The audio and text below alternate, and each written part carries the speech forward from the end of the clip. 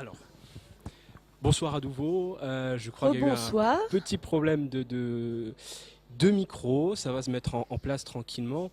Donc, je disais, soirée spéciale organisée au Geek Ferries on the Web, Hacking Social, donc présenté par V6. Et Gu. Et voilà. Et en présence de Marion, des boulonneurs de Lille, que nous allons présenter comme il se doit. Mais avant, je vais évoquer un petit peu la soirée. De quoi allons-nous parler ce soir? Alors, c'est très large, dit comme ça, mais on va parler un petit peu de sujets de société.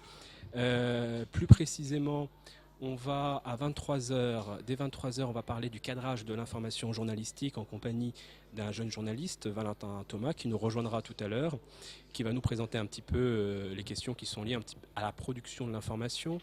Et vous pouvez, dès maintenant d'ailleurs, sur Internet, vous avez normalement IRC, où vous pouvez dialoguer, voilà, réagir entre vous, mais pour pouvoir communiquer avec nous, il y a juste en dessous la vidéo, je crois. Alors, je ne sais pas comment ça se présente chez vous, juste en dessous la vidéo, vous pouvez poser vos questions, vous adresser directement à nous, même s'il y a un témoignage, voilà. Et alors, je pense qu'ils ont déjà compris. Ils ont déjà compris, c'est super, c'est parfait, voilà. Donc, on aura des moments où on sera plutôt en table ronde. On va plutôt discuter avec les invités, puis une seconde partie, on va plutôt essayer de vous faire participer, en tout cas de prendre vos questions pour savoir si vous avez des choses à dire, à commenter. Donc ça c'est pour 23h, la question du journalisme. À 1h, ce sera un peu plus freestyle, on va parler un peu hacking social, déterminants sociaux, où là pour le coup on va le faire au fil de la discussion, on va le faire aussi en fonction des questions que vous nous posez. Mais pour commencer, nous allons parler pub, nous allons parler de hacker la pub. Alors, pour contextualiser, expliquer un petit peu qu'est-ce que le hacking social et pourquoi on va parler de pub. Le hacking social, pour résumer très vite, ce qui n'est pas évident, c'est une approche, une attitude de hacker sur les questions de société où on essaye à la fois de comprendre, de déboulonner, si je puis dire, les structures sociales qui peuvent éventuellement brider l'individu, fausser les rapports entre les individus. On essaye aussi de poser la question de comment détourner ces structures, comment trouver des solutions qui ne sont pas des solutions de confrontation pour faire en sorte tout simplement d'ouvrir le champ des possibles à l'épanouissement individuel et collectif. Et ce qui peut restreindre à la fois nos représentations, ce qui peut restreindre nos désirs, et qu'on voit partout, c'est notamment la publicité, et ça va être notre premier sujet, en compagnie donc de Marion, des boulonneurs de Lille. Et peux-tu nous dire, des boulonneurs c'est quoi? Pourquoi considérez-vous la surpublicité comme une nuisance? Que faites-vous là-dessus, au moins pour ouvrir le débat? Bonsoir à tout le monde déjà. Les déboulonneurs, c'est un collectif qui vient de fêter ses 10 ans. Donc ça a été créé en 2005, d'abord à Paris et à Rouen simultanément, et après dans certaines villes en France, notamment à Lille où ça a été créé en 2006. Donc ce collectif, il entend lutter contre la publicité dans l'espace public. Alors pourquoi juste la publicité dans l'espace public? Parce qu'il y en a partout ailleurs de la publicité. En fait, ailleurs, on peut essayer d'y échapper. Donc, sur votre boîte aux lettres, vous pouvez coller un autocollant et ça marche relativement bien. À la télévision, on peut choisir soit de ne pas voir la télévision, soit de ne pas voir la télévision, soit de zapper. Les journaux, on peut choisir ses journaux. Il existe des journaux sans pub, ou alors tourner la page. Mais dans la rue, on ne peut pas choisir une rue sans pub. Voilà. Donc, on s'attaque précisément à l'affichage dans l'espace public parce que c'est celui qui nous est imposé et celui auquel on ne peut pas échapper. Alors, nos modes d'action, on a choisi de faire de la désobéissance civile, c'est-à-dire qu'on barbouille des publicités. Alors, il y a une image là. Alors oui, je précise, vous ne verrez peut-être pas vraiment les images. Extinction de voix, V6. Pour plus d'images, vous pouvez aller sur déboulonneurs.org. On voit peut-être pas très bien. Sur le site des déboulonneurs, ouais, déboulonneurs.org. Vous pourrez trouver même en tapant déboulonneurs dans un moteur de recherche et on trouve. Et il y en a plein. Voilà. Donc notre mode d'action, c'est de barbouiller des publicités avec une bombe de peinture comme celle-ci. Voilà. On n'appelle pas ça un tag parce qu'on écrit un message. On fait pas juste un pchit, on fait pas un dessin. On écrit un message, un slogan anti-pub. Donc, du coup, on appelle ça un barbouillage. C'est le terme technique qu'on utilise. On fait pas ça la nuit, on fait ça à visage découvert, 2 jours. Bon, l'hiver, de temps en temps, on fait ça de nuit parce que voilà, on en fait un la semaine prochaine à Lille à 18h30. Il fera nuit, mais on fait ça à visage découvert, sans cagoule. Et désobéissance civile, ça veut dire qu'on accepte les interpellations s'il y a une interpellation, si la police intervient. Voilà. Et on accepte d'être jugé pour nos actes parce qu'on reconnaît les faits. Voilà, jugé par vos actes et aussi pouvoir profiter du procès pour engager un débat citoyen. C'est un des objectifs, c'est d'engager un débat citoyen. On a trouvé, voilà, le procès c'est pas un but, c'est un moyen, mais c'est un moyen efficace. Voilà. Ouais. Alors, des procès, des déboulonneurs, il y en a eu une 20aine en France. À Lille, c'est une exception. On est très très peu poursuivis par la justice. La police nous laisse faire en règle générale. Et donc en 9 ans, on a eu un seul procès qui a eu lieu l'année dernière. Et donc on était jugé pour barbouillage et refus d'ADN. Finalement, il y a eu une relaxe pour le barbouillage. Par contre, pour le refus d'ADN, il y a eu 500 € d'amende avec sursis. Voilà, pour le refus d'ADN. Voilà, c'est-à-dire que vous avez été relaxé pour vos actions en tant que déboulonneur, mais vous avez été condamné pour avoir refusé l'ADN puisqu'on vous l'a demandé. Parce qu'on pensait qu'on avait fait quelque chose de mal en barbouillant. C'est ça. La justice a prouvé qu'on n'avait pas fait quelque chose de mal, mais au moment où on nous a demandé notre ADN, il y avait des raisons valables de penser qu'on avait fait quelque chose de mal, donc on n'avait pas le droit de refuser de le donner. Voilà, c'est une petite subtilité. On aura sans doute l'occasion de revenir sur ces procès, puisqu'il y a beaucoup de choses à dire, non seulement dans votre démarche, non seulement aussi dans l'idée qu'il ne s'agit pas de faire des choses, comme tu le disais, de manière cachée. Il ne s'agit pas de nuire au mobilier urbain ou autre, mais davantage, encore une fois, d'ouvrir ce débat par des actions précises. Et donc, la position des déboulonneurs, c'est d'essayer d'inviter justement à ce débat-là sur la publicité comme nuisance. Et on a voulu, pour pimenter un petit peu la soirée, on a voulu chercher en fait un petit peu, pour que le débat soit constructif, chercher quelqu'un qui c'est Guélage, JC Decaux une position contraire. Voilà, donc la publicité comme nuisance, on s'est demandé qui considérait au contraire la publicité comme quelque chose de véritablement bienfaisant, sain pour la société, sain pour la croissance. Alors, nous allons donc accueillir, je crois que ça va être très intéressant, nous allons accueillir le pape 40 qu'on a réussi à faire venir. Ça a coûté très cher d'ailleurs pour sa présence. Donc,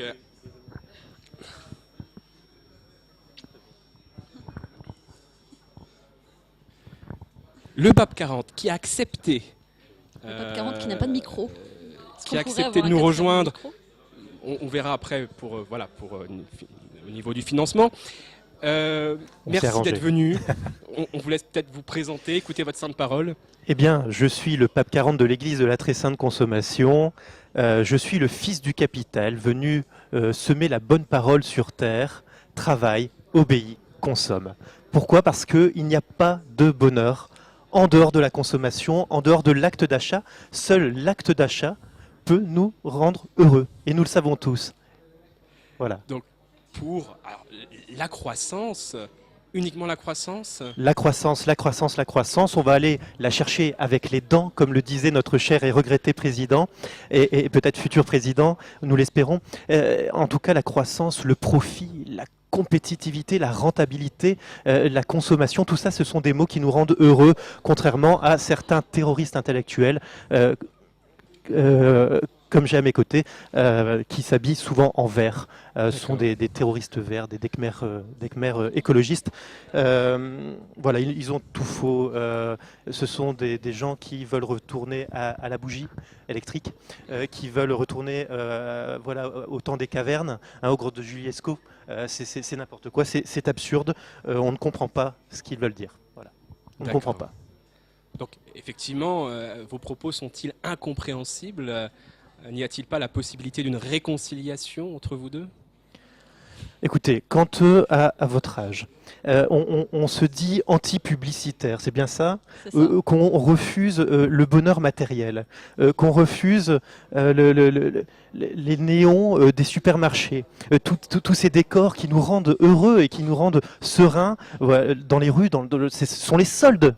Qu'est-ce que vous faites ici en train de discuter autour de l'anti-publicité Et alors vous sur que, Internet alors- à regarder Et les vous- Geek Ferries. Et vous, en train de regarder sur Internet les Geek Ferries dans un festival sans publicité, c'est quand même scandaleux, je tiens à le dire. Il y a pas de alors publicité que- à gauche et à droite là de votre écran. Voilà, alors vous pourriez être dans des supermarchés, peut-être, dans des galeries commerciales qui pourraient être ouvertes du lundi au dimanche, c'est-à-dire 7 jours sur 7.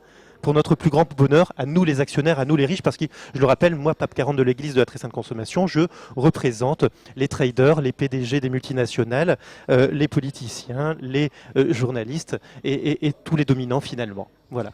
Et vous vous êtes présenté plusieurs fois, vous avez une carrière politique brillante. En attendant 2017. En attendant 2017, à Lille notamment. Tout à fait. Nous nous sommes présentés en 2014. Voilà.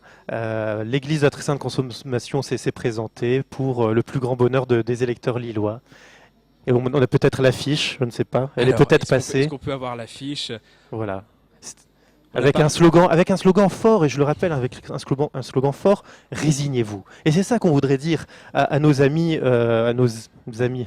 je suis poli, ne me touchez pas s'il vous plaît, je n'ai pas l'habitude. Alors, on aimerait bien leur rappeler, résignez-vous. Et c'est ça notre slogan, notre message fort, résignez-vous. Arrêtez de penser et dépenser. Soyez un peu patriotes en ces temps de crise, notamment pour les plus riches. Il faut penser aux plus riches d'entre nous qui souffrent aussi. Nous avons de moins en moins de bénéfices. Donc il va falloir donc relancer la croissance, relancer la consommation, relancer le profit pour nous les gros actionnaires. Et pour ça, nous comptons sur vous. Il va falloir travailler, bande de feignasses. Il va falloir consommer. Et il va falloir surtout mettre beaucoup plus de pubs dans l'espace public, évidemment, et un peu partout, notamment sur le net, que nous allons inonder de publicité. Et ça marche très bien, puisque j'ai un commentaire déjà de Billy qui assure, suite à vos propos, qu'il ne faut pas s'inquiéter, ils ont la télé en ce moment allumée en parallèle. Voilà, la sainte télévision. La sainte télévision, on peut peut-être prier pour la sainte télévision. Oui, on peut prier. Je vous invite, si vous nous regardez, peut-être à suivre la parole du pape 40 et peut-être à noter cette prière. Ô télévision, nous t'aimons parce que tu nous aides à arrêter de réfléchir, à arrêter de penser. Tes émissions poubelles balisent notre imaginaire et rendent notre cerveau traité disponible pour la sainte publicité. Dicte-moi mes émotions et donne-nous notre peur quotidienne. Je t'honore 3h30 par jour et pour des siècles et des siècles. Amen. Ton pèse. Voilà. Magnifique. Vive TF1 sur toutes les chaînes peut-être, et surtout de la publicité, pour rendre nos cerveaux disponibles pour l'achat, pour la consommation, pour la croissance, et c'est le cercle vertueux de la croissance. On travaille pour consommer, et en consommant, on crée l'emploi. Voilà, ils sont d'accord. J'ai réussi à convertir Hacking Social, ce qui n'est pas rien, en à peu près 10 minutes, ce qui en 10 minutes, c'était quand même pas gagné d'avance. Voilà, mais c'est vrai que c'est une présence vraiment forte qui nous irradie, qui vous irradie peut-être de votre côté. Je sais pas. Vous êtes quoi vous ne savez plus quoi dire et c'est normal, nous sommes habités par... Mais oui, c'est normal, c'est la religion de l'argent, véritablement. Nous sommes la première religion sur Terre. Nous, l'Église de la très sainte consommation, faisons fi des anciennes religions. Le partage, la solidarité, tout ça, ce sont des valeurs d'un autre âge. Par contre, la religion de l'argent, du profit et de l'amour du travail, ce sont les nouvelles religions. Et elle ne dit rien. Qu'est-ce que vous avez à dire contre ça ? Pour la publicité. La publicité, c'est de l'emploi. Alors, peut-être pour des emplois de merde, peut-être, mais de l'emploi. Et c'est ça qui compte. C'est ça qui compte. Alors, c'est un argument qu'on nous oppose très souvent, que c'est de l'emploi, de la croissance, la publicité. Il faut se rappeler que le cancer aussi, c'est de l'emploi. Ça fait plein d'infirmières, plein de médecins, plein d'aides-soignants. Il voilà, ça fait de la croissance parce qu'il faut bien fabriquer des médicaments, il faut bien fabriquer voilà, plein de choses. C'est pas pour ça que le cancer c'est souhaitable. Voilà, donc la croissance n'est pas souhaitable. Ça dépend de quel point de vue. Les cigarettes, l'alcool, l'alcoolisme, c'est de la croissance. Et pour nous, eh bien, les gros actionnaires, des multinationales, par exemple, les cigarettiers, eh bien, c'est de l'argent. Et c'est ça qui compte. Parce qu'avec notre argent, l'argent ruisselle vers vous les pauvres. Hein, et on vous donne de l'emploi, vous devriez nous remercier. C'est comme les papiers jetés par terre.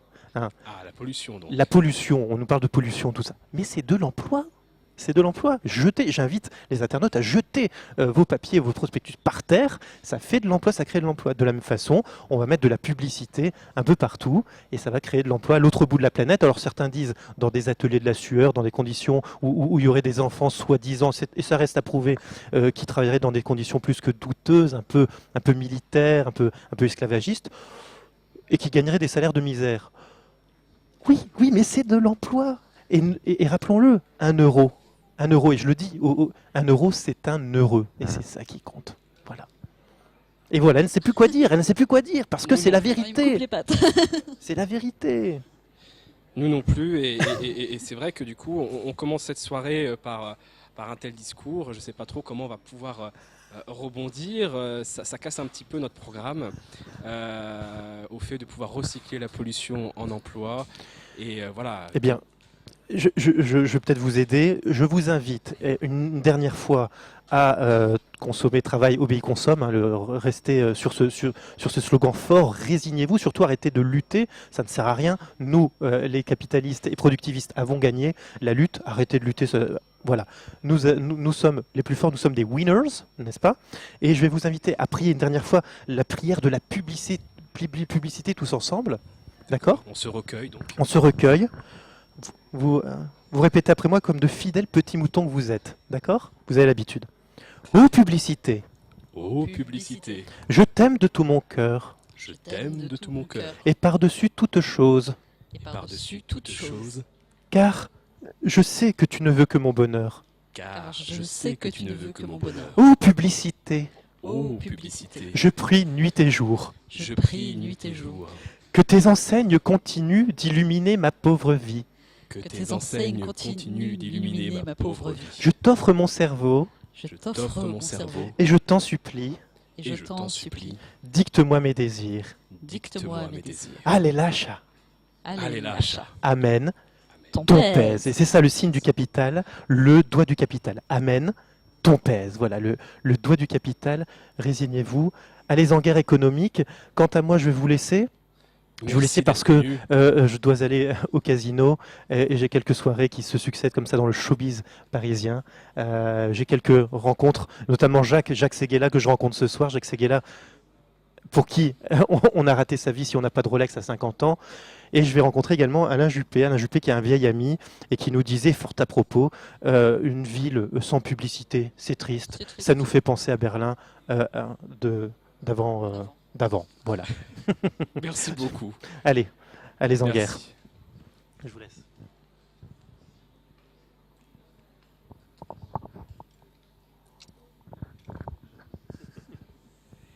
Eh bien, voilà, on ne pourra pas nous reprocher de ne pas avoir entendu la contradiction. Voilà, une parole contraire peut-être à la vôtre. Ça nous a coûté cher. Très cher. D'inviter le Pape 40. Plusieurs Rolex. Hein. Voilà, j'espère que ce sera vraiment pédagogique. C'est pédagogique, on le voit bien. Je pense que c'est assez simple à comprendre finalement. Et peut-on dire ce qui est simple à comprendre est peut-être vrai? C'est une question qu'on peut se poser. Mais revenons à nos moutons. Jeu de mots. Revenons donc aux déboulonneurs en attendant un prochain invité.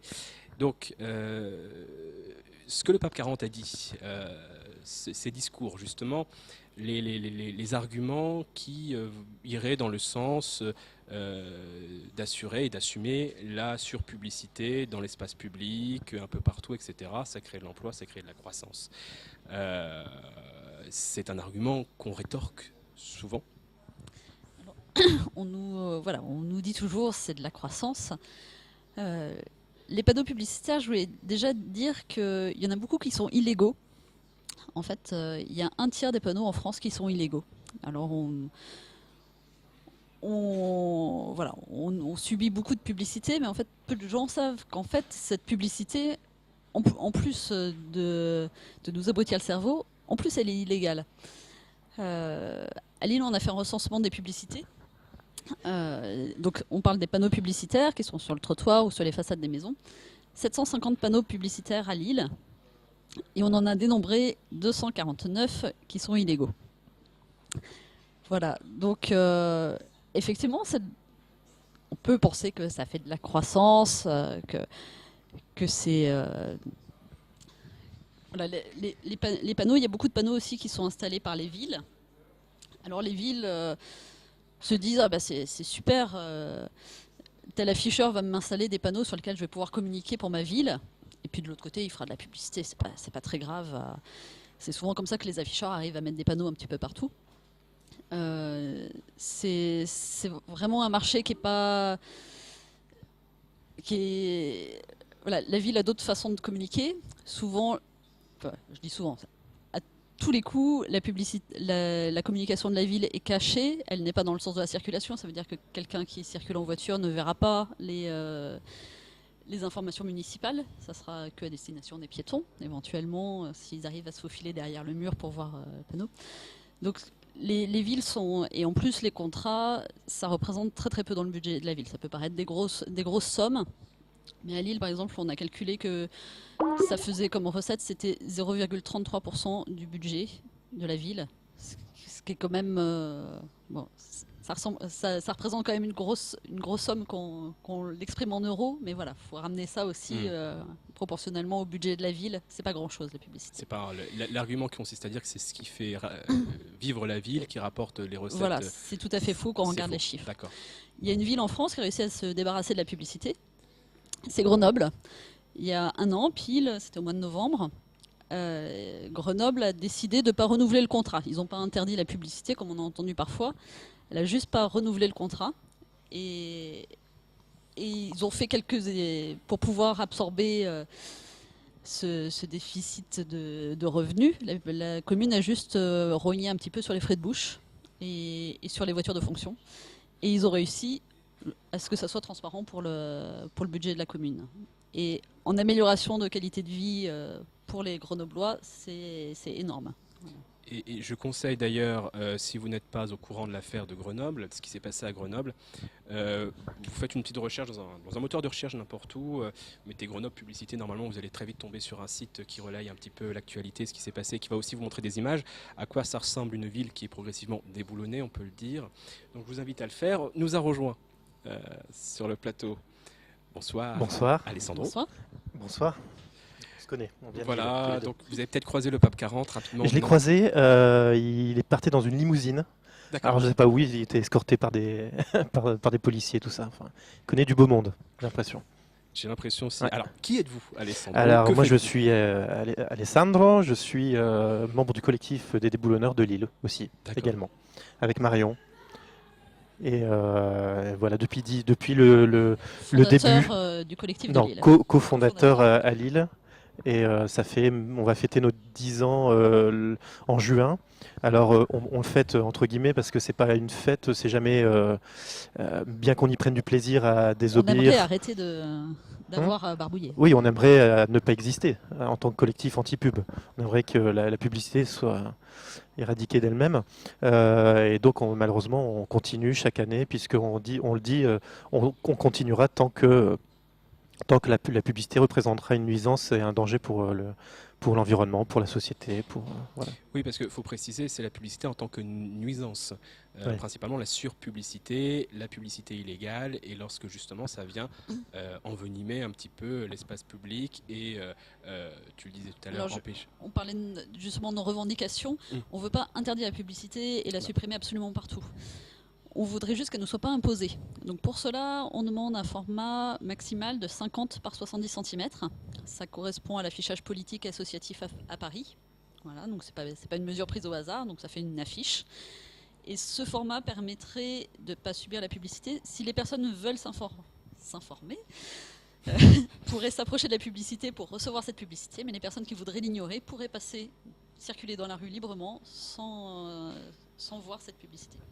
Et le deuxième, la deuxième requête, ça serait d'accéder à la liberté de non-réception.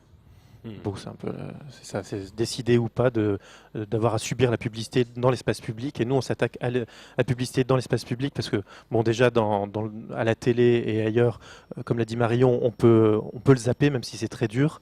Dans l'espace public, elle vient à nous, elle nous est imposée. Et puis ailleurs, il y a des lobbies très très importants. Nous, on s'attaque je ne vais pas dire au plus petit des lobbies parce que JC Decaux, c'est milliardaire, c'est un des plus grands fleurons de l'économie française et c'est pour ça qu'il est bien protégé par les lois. Pour rappeler ce qu'ils font peut-être, pour ceux qui ne savent pas. JC Decaux, c'est un afficheur.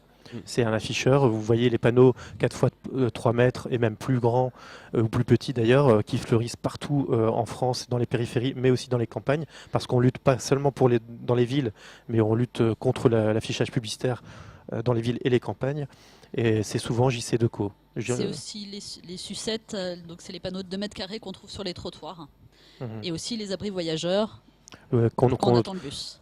Oui, on peut dire des abris pubs. Ou des aubettes. Et en tout cas, ces gens-là, comme ils participent à l'économie de la France, sont des intouchables. Or, nous, on estime qu'ils font de l'argent, mais en vendant, sont des dealers, ce sont des délinquants, ce sont des gens qui vendent du malheur, parce qu'on trouve que la publicité, c'est vraiment un danger, Et ça a été prouvé d'ailleurs, et ça a été reconnu par je ne sais pas si tu l'as dit, par un tribunal à Paris lors d'un procès qui a relaxé les déboulonneurs pour état de nécessité. Autrement dit, la publicité représente un danger immédiat pour l'environnement, pour la santé. Donc c'est pas rien. Et c'est pas pour rien qu'on s'attaque à ces gens-là, Je pense qu'on aura l'occasion, peut-être un petit peu plus tard, d'interroger la publicité, on va dire d'un point de vue psychologique peut-être, c'est-à-dire la manière dont c'est reçu. Sauf si tu as quelque chose à ajouter. Juste avant la question, une petite nuance. Quand Marion dit on n'est pas contre l'éradication de la publicité, moi personnellement, je voudrais pas trop avoir l'air d'être seulement dans la réforme. C'est-à-dire que je tiens à dire que toute publicité qui présente une nuisance pour la société, pour le bien commun, pour moi, ne doit pas exister tout simplement. Même en 50 x 70, si ça vend du poison, si ça vend du mensonge, pour faire des profits, et souvent c'est pour des profits pour des grandes multinationales, on sait très bien que l'espace affiché, la plus grande partie de l'espace public est vendu à des grands groupes, pas à des petits artisans, pas à des créateurs, pas à des artisans. Alors, on nous dit souvent, donc ça fait de l'emploi, ça fait pas de l'emploi local, la publicité. C'est les gros groupes, c'est les supermarchés qui font de la publicité sur les grands panneaux, c'est jamais le petit boucher du coin, c'est jamais le petit commerçant. Donc on dit ça fait de l'emploi. Ça fait de l'emploi pour les gros, ça fait pas de l'emploi local pour. Oui, parce que vous distinguez, par exemple, les publicités ou les annonces qu'on peut trouver pour l'artisan du coin quand on rentre dans les villes, ce genre de choses. Ça, c'est pour le coup quelque chose que vous distinguez par rapport aux publicités de grands groupes. On peut, même si nous, on s'attaque, quand on voit un panneau de pub, on s'attaque au panneau. Évidemment, on est obligé de parler comment dire, de ce qu'il y a du message qui est véhiculé. On est obligé d'en parler parce que ça nous sert à expliquer de la manière la plus pédagogique qu'on peut dans la rue, au contact des passants, pourquoi cette publicité représente un danger. Mais sinon, oui, on peut faire cette distinction. Après, on peut aller encore plus loin et se poser la question de, même si c'est un artisan, qu'est-ce qu'on produit, dans quelles conditions, pourquoi faire. Bon, ça c'est vraiment, il y a plusieurs cheminements qui prennent du temps, D'accord. J'ai deux questions qui se regroupent. De Félix, je préfère préciser, quand je vais citer les pseudos, excusez-moi si j'écorche vos noms, Félix et Brucicor 2, mais ils posent plus ou moins la même question. Vous allez voir, c'est plus ou moins la même chose. Comment savoir si un panneau est légal ou non, premièrement, et pouvez-vous rappeler le statut légal ou pas de l'affichage? Est-ce que cela dépend des villes, par exemple? Alors, il me laisse répondre. Alors, pour savoir si un panneau est légal ou illégal, vous allez sur le site Paysages de France, qui est une association qui s'attaque justement à la légalité ou l'illégalité des panneaux. Et ils viennent d'éditer un kit qui est très très bien fait, qui vient de sortir, qui s'appelle Qui voit tout, avec un K. Voilà, mais sur le site Paysages de France, vous le trouvez très facilement, Qui voit tout. Et donc, c'est expliqué de façon très claire, avec des petits dessins, pour pouvoir détecter les panneaux légaux, illégaux. Alors, ce petit guide, il reprend, c'est le code de l'environnement qui fixe les règles. Par contre, après, chaque ville est maîtresse en la matière, elle peut rédiger un règlement local de publicité. Donc, les grosses villes, en règle générale, rédigent des règlements locaux de publicité. Mais les afficheurs ne se laissent pas faire et donc attaquent systématiquement ces règlements en justice. En cherchant la petite bête, ils ont des armées d'avocats qui sont là pour trouver la petite bête et forcément ils finissent par la trouver. Donc à Lille, ce règlement, ça date, il a été voté, alors je crois qu'il a dû passer 2005 ou 2006. L'afficheur l'a attaqué en 2007 et ça vient d'être jugé. Donc 2007, là on est janvier 2016. Vous voyez un peu le grand écart. Donc depuis 2007, la mairie de Lille ne peut rien faire parce que mon règlement est attaqué, donc je ne vais pas prendre le risque de retirer des panneaux si jamais le règlement est caduc. Donc depuis 2007, statu quo, à Lille on ne démonte aucun panneau. Voilà. Et donc là, le jugement, il y a eu appel, il y a eu cassation, et finalement, la mairie a gagné. C'est tombé cette semaine. Merci de me l'apprendre. Et donc, je suis content. Voilà. Ouais, c'est super. Et du coup, on peut dire, ouais, c'est super. En fait, on a perdu quand même 9 ans là. Ouais. 2016-2007. On a perdu 9 ans avec 250 panneaux illégaux. Les afficheurs s'en sont mis plein les poches parce que 7 ans, enfin, on n'imagine pas ce que... Mais c'est énorme ce qu'ils ont pu se mettre dans les poches avec ces 250 panneaux illégaux. Et voilà, maintenant, à Lille, maintenant c'est plus la mairie qui a la capacité à faire un règlement, c'est passé à la communauté depuis 2012, donc la communauté urbaine est en train d'en rédiger un nouveau, donc en attendant le règlement qui sortira en 2018 à la communauté urbaine, on va rien faire, parce que ça serait bête de retirer des panneaux pour pouvoir les remettre en 2018. Donc voilà. Et puis il y a des pseudo-consultations de citoyens, mais en fait à la fin c'est non, mais on n'est pas là pour les supprimer, on est là pour peut-être les déplacer de 10 mètres ou de 50 mètres. Les insérer mieux dans le paysage. Dans le paysage. Voilà, c'est le grand thème. Alors, nous, ce qu'il faudrait qu'on nous explique, c'est comment on peut harmoniser un paysage avec des publicités pour des, je sais pas, pour des couches-culottes, pour des bagnoles, pour je sais pas quoi. Je voulais te demander... Juste, dans le code de l'environnement, la publicité est réglementée dans le chapitre pollution. Ça veut dire ce que ça veut dire. Bah oui, parce que c'est ce qu'on a dit au procès d'ailleurs. Si on estime que c'est une pollution et qu'on doit, dans certains quartiers de ville ou certains paysages, si on doit protéger les populations, les préserver de la publicité, c'est admettre qu'elle représente un danger ou une pollution, de fait. Et ça veut dire que le reste du temps, on ne protège pas la population. Tout simplement. Je voulais peut-être te demander de préciser, quand même, de donner un ou deux exemples. Peut-être que les internautes demandent ça, un exemple concret, par exemple les murs, sur certains murs. Les panneaux qui pourraient être illégaux. Oui. Alors, sur les murs, le truc le plus facile, c'est normalement la publicité ne peut être que sur un pignon aveugle. Ça veut dire un mur où il n'y a pas de porte, pas de fenêtre. À partir du moment où il y a une porte ou une fenêtre sur la même façade qu'une publicité, cette publicité est illégale. Ça, c'est un exemple facile à repérer.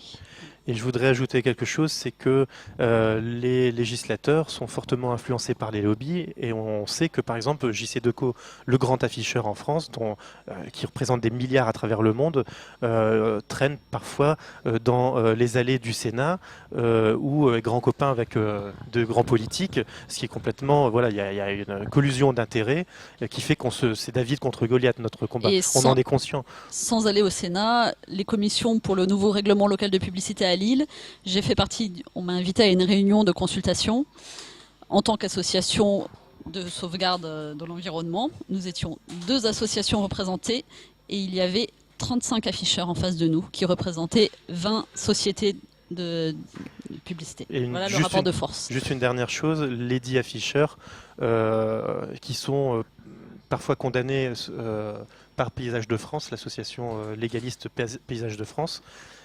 En fait, c'est soit le préfet, ou, je crois que c'est ça, ou soit l'État. En fait, quand un panneau est illégal, Paysages de France demande au maire de faire appliquer la loi, en fait. Et donc, en fait, c'est pas l'afficheur. L'afficheur est condamné à retirer son panneau, mais c'est en fait, si le maire ne le fait pas, c'est au préfet de faire appliquer la loi. Et donc, dans ce cas-là, c'est l'État qui est condamné. Et Paysages de France a fait condamner plus d'une 50aine de fois au dernier décompte. Enfin, j'avais suivi jusqu'à 52 fois l'État pour ne pas avoir fait respecter la loi. Et de toute façon, ils savent qu'ils peuvent enfreindre la loi, ça leur rapporte plus que des éventuelles amendes. Donc ils n'hésitent pas à enfreindre. Enfin voilà. Pour nous, c'est pas nous les délinquants en tout cas. Il y a un exemple récent. Il y a une marque de vêtements qui à Lille a voulu faire un gros buzz en mettant des silhouettes taille humaine des personnes portant les vêtements qu'ils vendaient sur les panneaux, sur des poteaux au niveau des passages piétons. Ils en ont mis quelques centaines de silhouettes grandeur nature. C'est totalement illégal. Ils ont revendiqué en disant que voilà, ils étaient dans une logique de guérilla urbaine. Voilà. De bad buzz assumé. De bad buzz assumé. Ils savent que c'est illégal. Ils savent qu'ils risquent rien. Enfin, qu'ils risquent rien. La mairie les a attaqués, mais bon, voilà. On n'a pas de nouvelles. Hein, ça fait combien de temps? Je sais plus, mais... Il y a aussi les tags sur le sol, il me semble. Les tags sur le sol. Alors, à Lille, on est assez protégé, mais à Paris, il y en a beaucoup. Alors, on appelle ça les clean tags. Alors, il y a les tags qui sont faits avec de la peinture. Mais alors, on nous vend, on nous dit que c'est de la peinture qui part à la première pluie. Juste ici, la métro Jaurès, en arrivant, j'en ai vu qui vantait un événement qui avait lieu le 31 octobre. Donc, soit ils sont en avance pour l'année prochaine, soit ça part pas à la première pluie. Voilà. Et sinon, on parle aussi des clean tags qui sont faits avec un Karcher sous pression, avec des pochoirs. Et donc là, on dit c'est clean, on est écologiste, c'est bon, ça pollue pas. À Paris, tout bêtement, c'est interdit. Il y a le règlement local de Paris qui interdit la publicité qui n'est pas sur des supports publicitaires. Le sol n'est pas un support publicitaire, donc cette publicité est interdite. Ça n'empêche pas la mairie de Paris de communiquer parfois pour ces événements sur le sol, alors même que ça... Et l'inconvénient, c'est que pour nous, anti-pub, c'est que on a du mal à avoir des victoires. C'est-à-dire que même si au bout de 10 ans, on a eu des procès et on a pu participer, créer du débat public, être en quelque sorte une veille face à la publicité et à l'invasion publicitaire et à l'agression et à l'omniprésence publicitaire, en face, constamment, chaque année, on essaie de pondre des lois et on les pond pour qu'il y ait des affiches toujours plus grandes, notamment à Paris, mais un peu partout. Et le combat est vraiment inégal et on lutte presque pour ne pas perdre de terrain, quoi. Mais on est de plus en plus nombreux quand même, il y a de plus en plus de gens qui quand même... Je pense que l'exemple de Grenoble, c'est peut-être la voie à suivre. En fait, ce que tu m'expliquais, Marion, c'est qu'il y a eu quand même Paysages de France qui a beaucoup agi pour Grenoble. Oui, voilà, pour Grenoble, c'est pas... on a beaucoup parlé du maire qui a sorti qui a décidé de ne pas renouveler, mais il faut savoir qu'il y a un gros travail des associations anti-pub qui a été fait en amont, et notamment Paysages de France qui est très présent à Grenoble. Voilà, cette idée, elle a été soufflée par des associations et grâce à un travail de terrain de très longue haleine. C'est pas... Pour nous, c'est une très très bonne nouvelle, Grenoble, parce que c'est une grosse ville quand même. C'est pas auparavant, il y avait eu Fort-Calquier, mais bon, Fort-Calquier, voilà, c'est tout petit, c'était assez particulier parce qu'ils sont dans une zone naturelle. Donc c'est une ville où ils ont interdit la publicité dans leur ville. Mais voilà, Grenoble, ça donne l'espoir de faire la même chose dans d'autres grandes villes. Il y a quelques mois, vous m'auriez demandé pour Lille, j'étais optimiste, là, un peu moins. J'ai rencontré la maire Martine Aubry, parce que je suis un peu schizophrène et que quand j'ai été candidat face à Martine Aubry en 2014, j'ai pu la rencontrer à ce sujet et elle m'a dit, vous savez, Monsieur Di Giuseppe, on va pas faire comme à Grenoble. C'est la première chose qu'elle m'a dit. Elle m'a dit de toute façon la publicité, c'est voilà, on en a besoin pour les quartiers pauvres. Alors très démagogue évidemment, puisque la manne de 1,6 million par an, c'est dédié pour les pauvres, vous voyez, pour les quartiers pauvres. Et puis de toute façon, la publicité, les enfants ne la voient pas. Ce qui est complètement faux, puisque ce sont les cibles privilégiées des afficheurs. Mais c'est bien connu, les enfants, ils ont une sorte de filtre naturel, ils ne voient pas la publicité. On peut d'ailleurs mettre de la publicité dans les écoles, puisqu'ils ne la voient pas tant qu'on y est. Alors ça existe à Paris, il y a un lycée dans lequel la cour de récréation, il y a 2 panneaux JC Deco qui trônent dans la cour de récréation. Alors leur excuse c'est que c'est pour des films, donc c'est pas vraiment de la publicité. Alors Voilà. je profite pour... on a parlé de Grenoble, on a quelqu'un de Grenoble justement qui s'appelle No Name. Il dit « J'habite à Grenoble depuis le début de l'année et c'est vrai que c'est tellement agréable, mais toutes les pubs n'ont pas été supprimées, notamment sur les arrêts de tram. Cela dit déjà un grand pas en avant. » Alors justement, est-ce qu'il n'y a pas une différence entre l'espace publicitaire dans le domaine public, les trams, etc. Alors ça c'est pour le cas de Grenoble, mais voilà. Alors juste donc la précision à Grenoble, en fait il faut compter à Grenoble il y a 3 marchés, enfin voilà 3 sortes de publicité. Il y a la publicité, donc c'est le mobilier urbain avec une face pour la ville et une face... Mobilier urbain. Alors, il faut juste interrompre parce que les publicitaires disent mobilier urbain. Ce qui fait que dans l'esprit du public et des passants, on croit que c'est quelque chose de public. Le mobilier urbain n'est pas quelque chose de public, c'est un mobilier privé. Et donc, quand on le barbouille, nous, c'est pas le public, c'est pas votre argent qui nettoie ce qu'on fait, ce sont c'est l'afficheur. D'accord, c'est vraiment un terme, on sait très bien avec Hacking Social que les mots ont leur importance, et là on essaie de nous enfumer avec ce mobilier urbain justement. Donc il y a trois sortes de publicité. Donc c'est mobilier urbain, donc lui qui a disparu, qui a été remplacé pour la partie affichage de mairie par des panneaux en bois, mobiles, démontables. Bon, j'en ai vu quelques-uns. Esthétiquement, on peut se poser des questions, mais au moins il n'y a plus de grande publicité. Il y a le contrat pour les transports publics, donc effectivement pour le tram.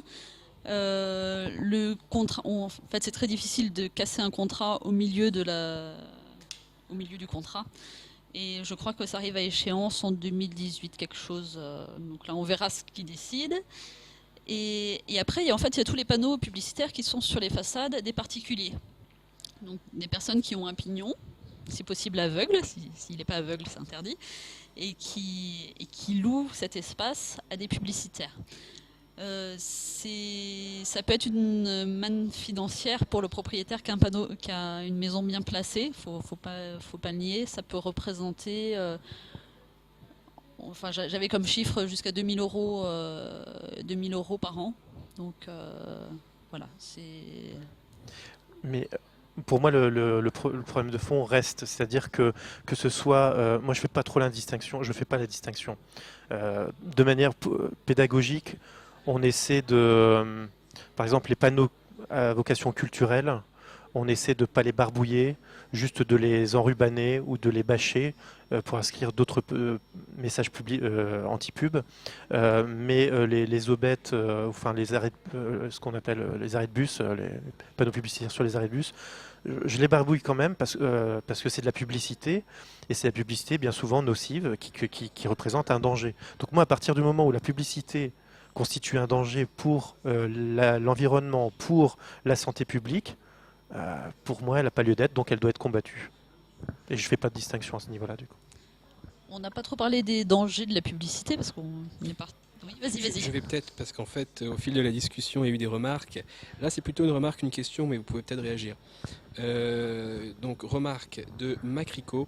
Petite précision quant à l'impact de la pub dans le budget d'une commune, le système de JC Deco a pour particularité de payer les infrastructures de publicité, c'est-à-dire les panneaux, mais aussi les abris de bus. C'est pour cela que les mairies se sont toutes piégées dans des contrats avec eux.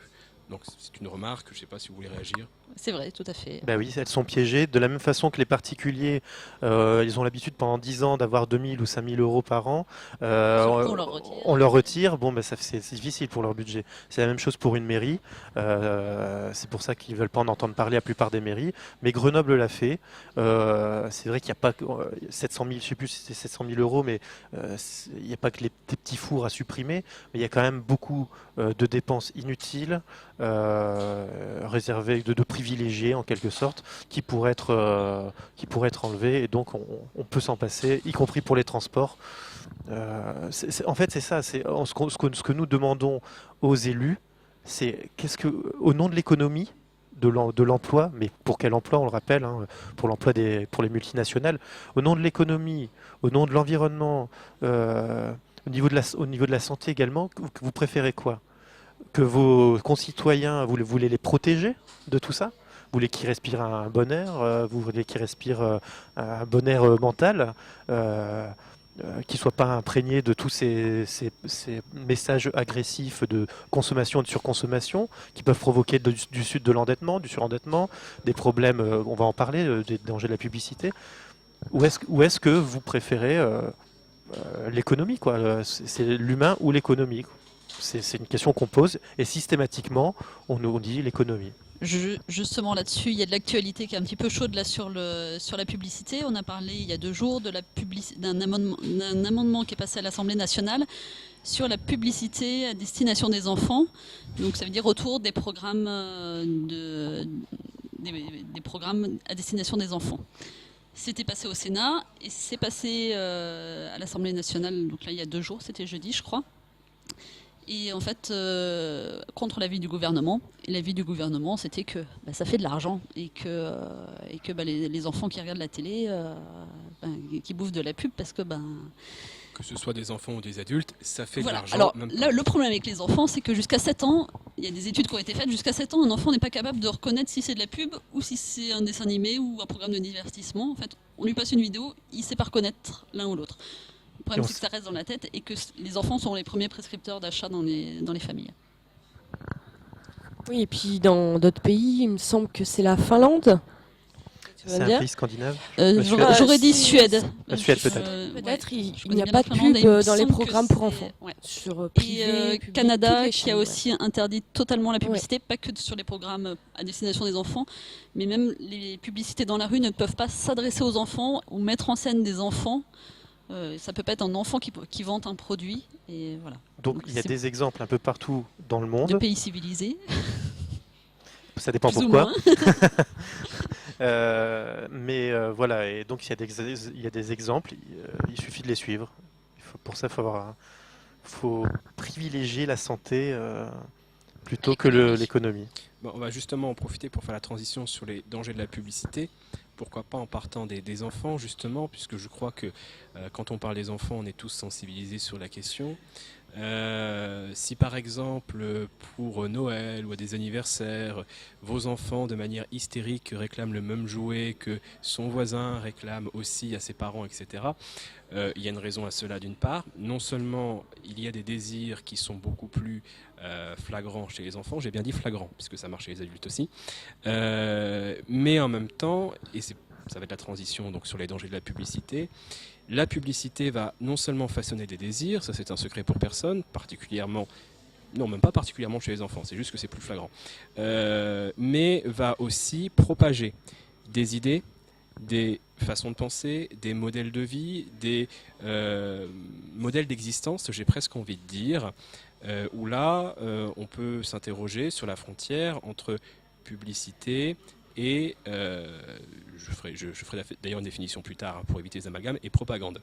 Donc voilà, transition pour qu'on puisse parler un petit peu du danger de la publicité là-dessus. Au niveau de la santé, au niveau de l'impact psychologique, tu auras sans doute des choses à dire aussi. Tu veux peut-être commencer ? Ah, une petite image qui est assez flagrante. Je retire juste un peu mes lunettes pour que je puisse voir. Voilà.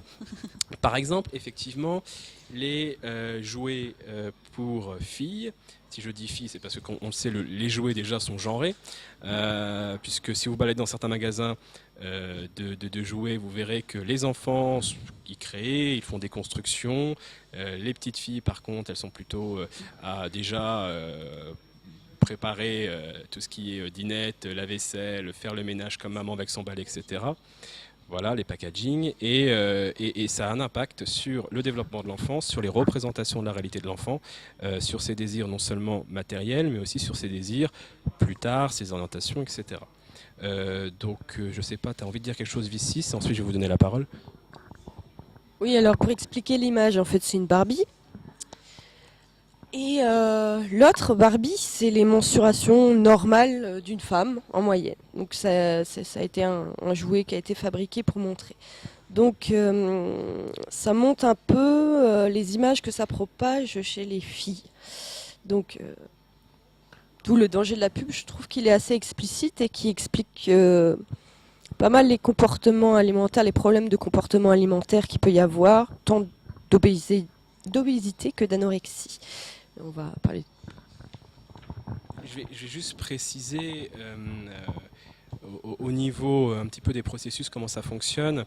Il faut savoir que lorsqu'on a des représentations qui se forment, des représentations qui sont nécessaires, on a tous des représentations de la réalité de la société, on a tous des représentations d'un homme, d'une femme, etc. Qu'importe, on ne va pas se lancer dans le débat, mais on se forge des représentations. Ces représentations, elles se forgent très souvent, sans qu'on y fasse attention, quand on a les mêmes représentations dans les médias, à la télé et, évidemment, et c'est là où on va en venir, dans la publicité, qui sont répétées. C'est-à-dire que on peut toujours dire oui, mais cette pub-là, bon, c'est bon, je vois qu'il y a un problème, etc. Ça ne m'atteint pas. Il faut faire attention, c'est la répétition, et c'est justement lorsqu'on a cette accumulation de représentations dès le plus jeune âge que on a une distorsion, on a une déformation par rapport à la réalité, on a des représentations qui vont se fixer, qui viennent justement de ces images, qui viennent d'iconographie, qui viennent de ces représentations extérieures, et qu'on le veuille ou non, même si on dit la publicité, ça ne marche pas chez moi, vous aurez peut-être des choses à dire là-dessus, eh bien, ça marche sur tout le monde, nous y compris. Voilà, je veux dire, quand on est, et c'est pour ça aussi que dans l'espace public, quand on se balade, c'est en ça aussi que c'est une nuisance, c'est un danger. Les représentations, et là on dépasse le cadre de l'économie, on dépasse le cadre de la simple consommation. On en arrive vraiment à des idées, des opinions, des avis, des représentations qui sont propagées. Je ne dis pas volontairement, je parle par répétition, mais en tout cas qui sont propagées par la publicité. Tout à fait. Non, mais c'est vrai que c'est un des arguments qu'on nous donne quasiment à chaque fois dans la rue. Oui, mais la publicité... Moi, de toute façon, la publicité, ça fait rien sur moi. Je la regarde même pas. Il y en a tellement, je la regarde même pas. Moi, ça me fait rien. Je ne suis pas concerné par ce sujet. J'ai les capacités intellectuelles pour ne pas être touché. Je suis assez grand, je suis adulte. Je suis au-dessus de ça. Je suis au-dessus de ça. Voilà. Et ça, c'est très dur de démonter cet argument et d'essayer d'expliquer que précisément, le but, le métier des publicitaires, c'est de créer des faux besoins, mais comment? Par la répétition, comme tu le dis. Et d'ailleurs, quand on va sur des sites d'afficheurs, de manière très cynique, ils vont expliquer que c'est les passants et les automobilistes vont passer autant de fois devant cette affiche. Donc ça, c'est une explication à destination des annonceurs pour qu'ils achètent ces emplacements de publicité. Et ils vont dire, voilà, ça va, à force de passer devant ce panneau, ça va entrer dans leur cerveau de manière inconsciente et ça va déclencher des comportements d'achat et des achats compulsifs. Voilà. Donc c'est extrêmement cynique, c'est extrêmement clair. Mais il n'empêche que dans la représentation du grand public, on est au-dessus de ça. Et moi, ça ne me touche pas. Mais quand bien même, je crois que par jour, c'est combien de publicités on est exposé à je crois, plusieurs milliers de publicités par jour. Dans la rue, partout, à la télé, chez soi.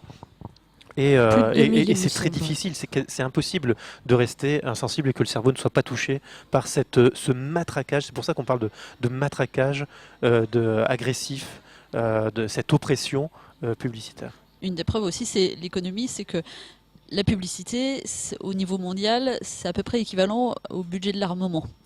Donc, 850 milliards je ne sais de plus le dollars chiffre exactement, à mais l'échelle c'est mondiale. Équivalent. Ce qui veut dire que si la publicité marchait pas sur personne, on mettrait pas autant d'argent dessus. Et si c'était juste pour 2-3 gogos qui se feraient prendre au piège, on mettrait pas autant d'argent dans la publicité. S'il y a autant d'argent, c'est que ça marche. Selon l'UDA, l'Union des annonceurs en France, je parle, donc là on va parler que de la France. Excusez-moi pour ma voix, elle tient pas. 28 milliards en 2014. Voilà. Avec 30 milliards d'euros par an sur une vingtaine d'années, je crois on peut éradiquer la faim dans le monde.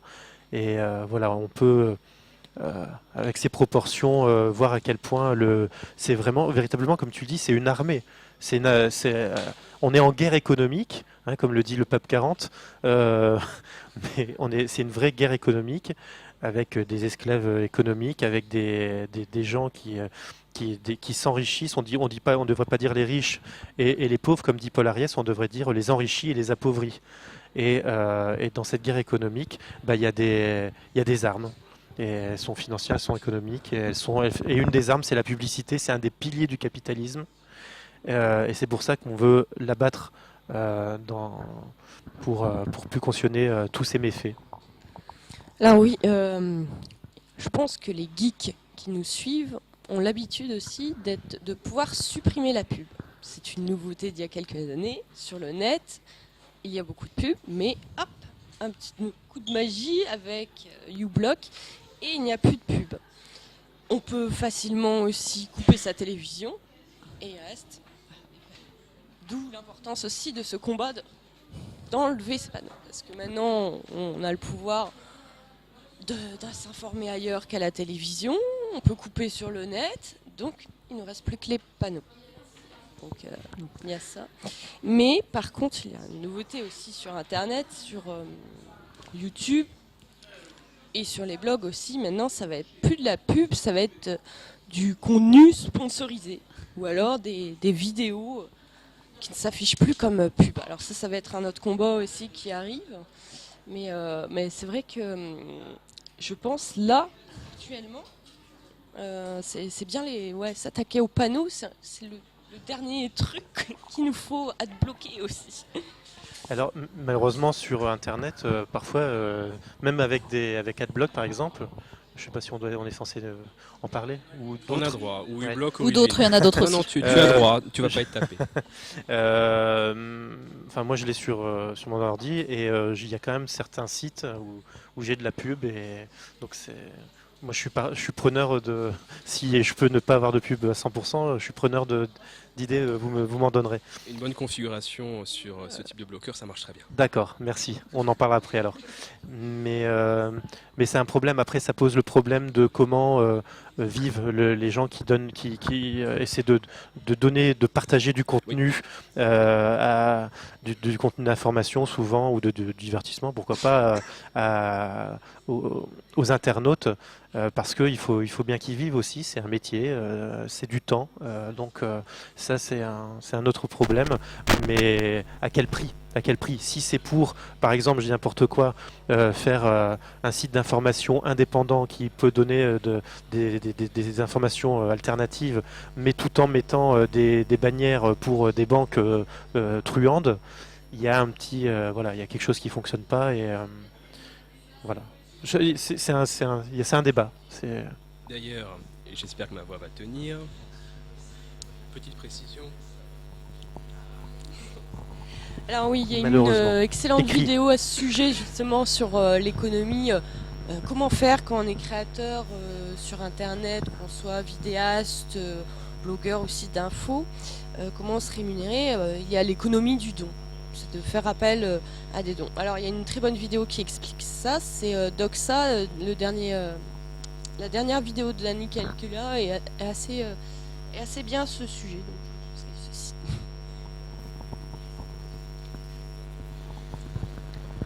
Alors les questions. Des questions. En tout cas, merci de nous suivre.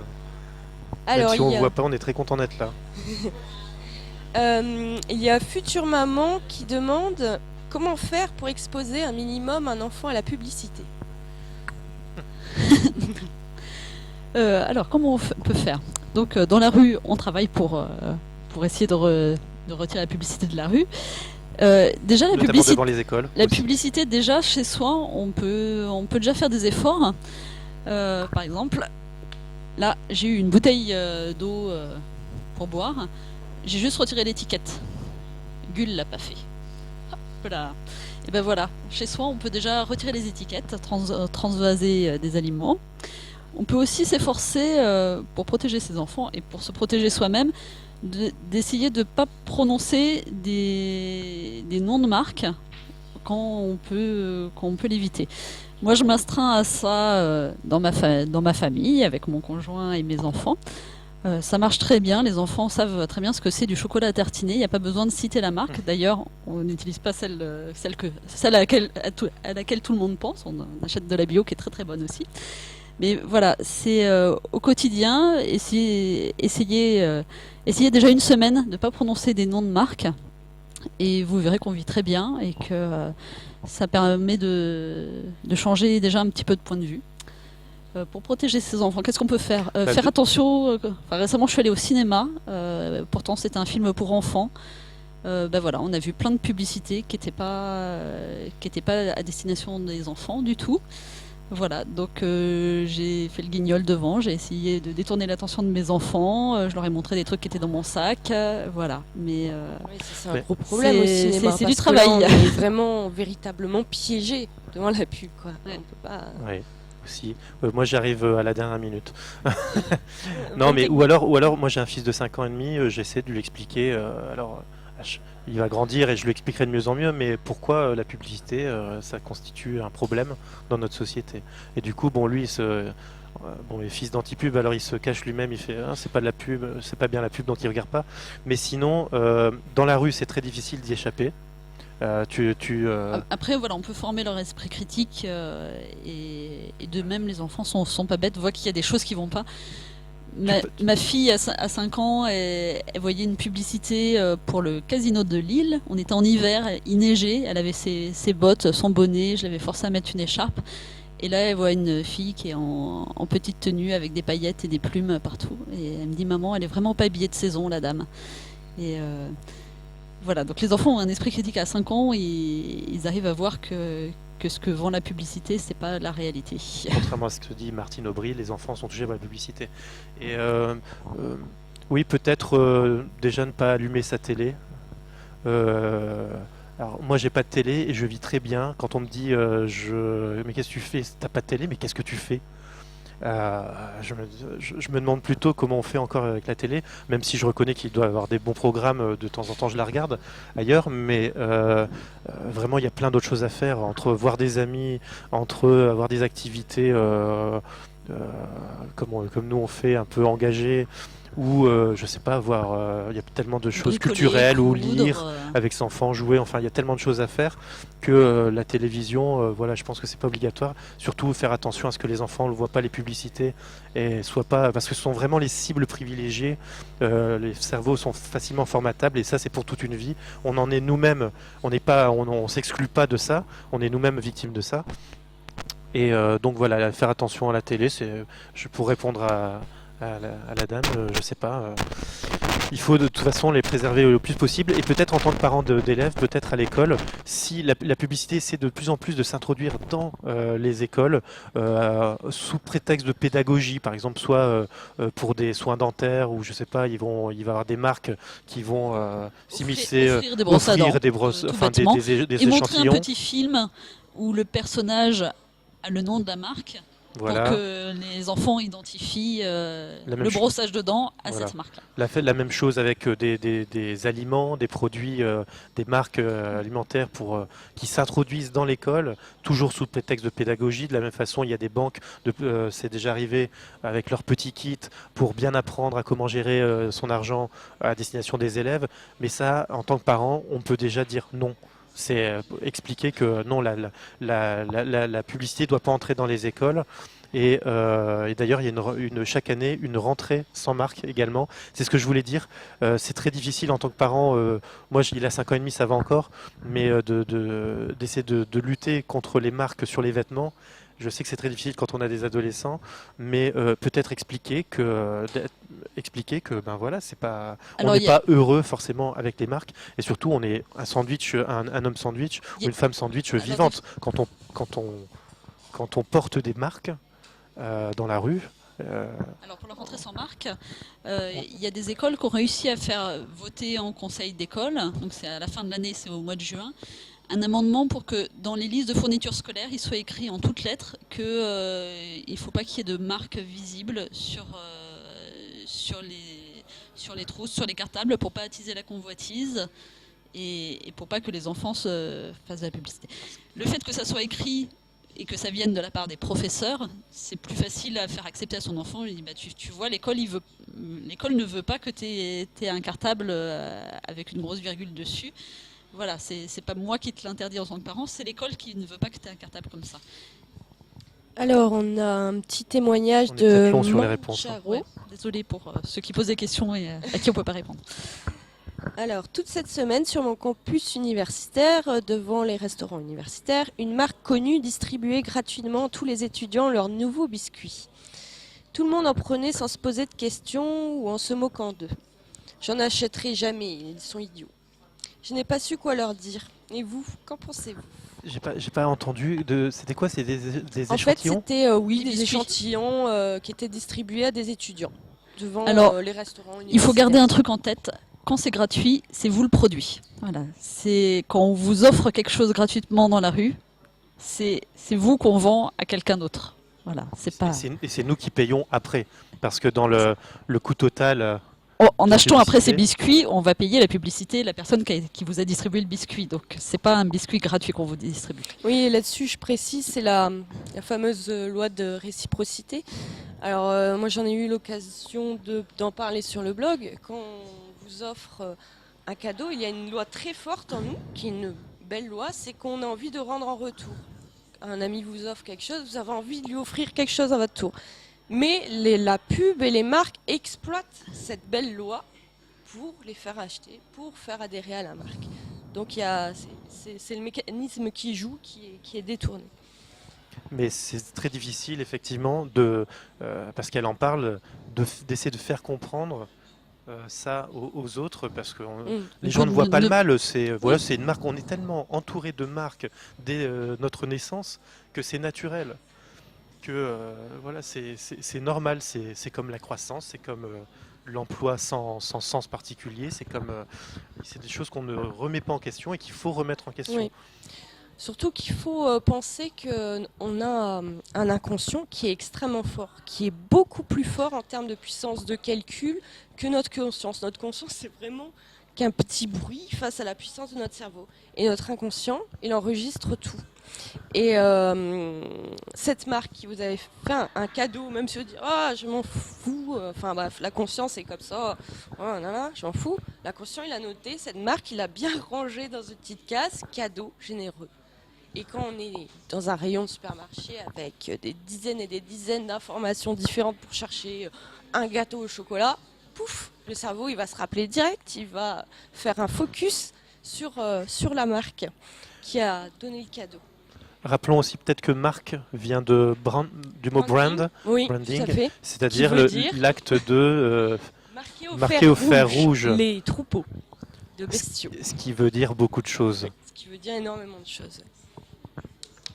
Et puis pourquoi ? Parce que je disais, ça nous paraît naturel, mais il y a peut-être des gens qui nous regardent ou ailleurs qui se demandent, mais qu'est-ce qu'ils font de mal ces marques ? Pourquoi c'est mal ? Souvent, c'est des multinationales qui sont à la tête de groupes financiers énormissimes, qui ont très peu de soucis à la fois écologiques et à la fois sociaux.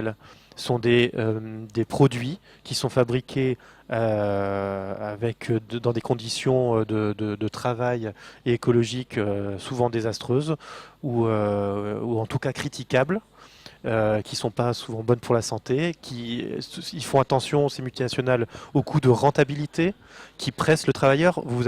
On a tous autour de nous des gens qui souffrent au travail parce que ils sont pressés, parce qu'ils ont de plus en plus de pression économique, hiérarchique et psychologique.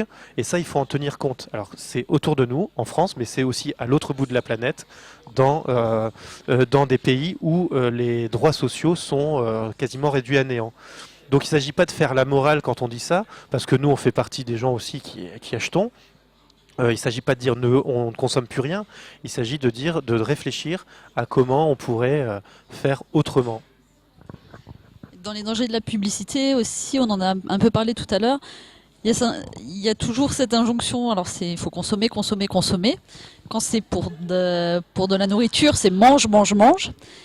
Et d'un autre côté, dès qu'on voit un corps féminin, le plus souvent, c'est clairement pas un corps qui a mangé beaucoup. Voilà, et donc l'injonction là, c'est maigri, maigri, maigri.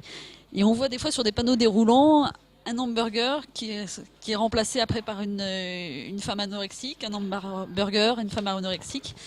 Et voilà, notre cerveau, il emmagasine tout ça. Et Tu me fais penser qu'il y a une petite hypocrisie, une grande hypocrisie aussi, c'est que vous verrez une injonction de manger ou de goûter par exemple avec un petit encas, une barre de chocolat, et ensuite en dessous il va être marqué manger 5 fruits et légumes par 5 jour. fois des légumes par jour, ou alors courir, bouger, ou alors ne pas grignoter.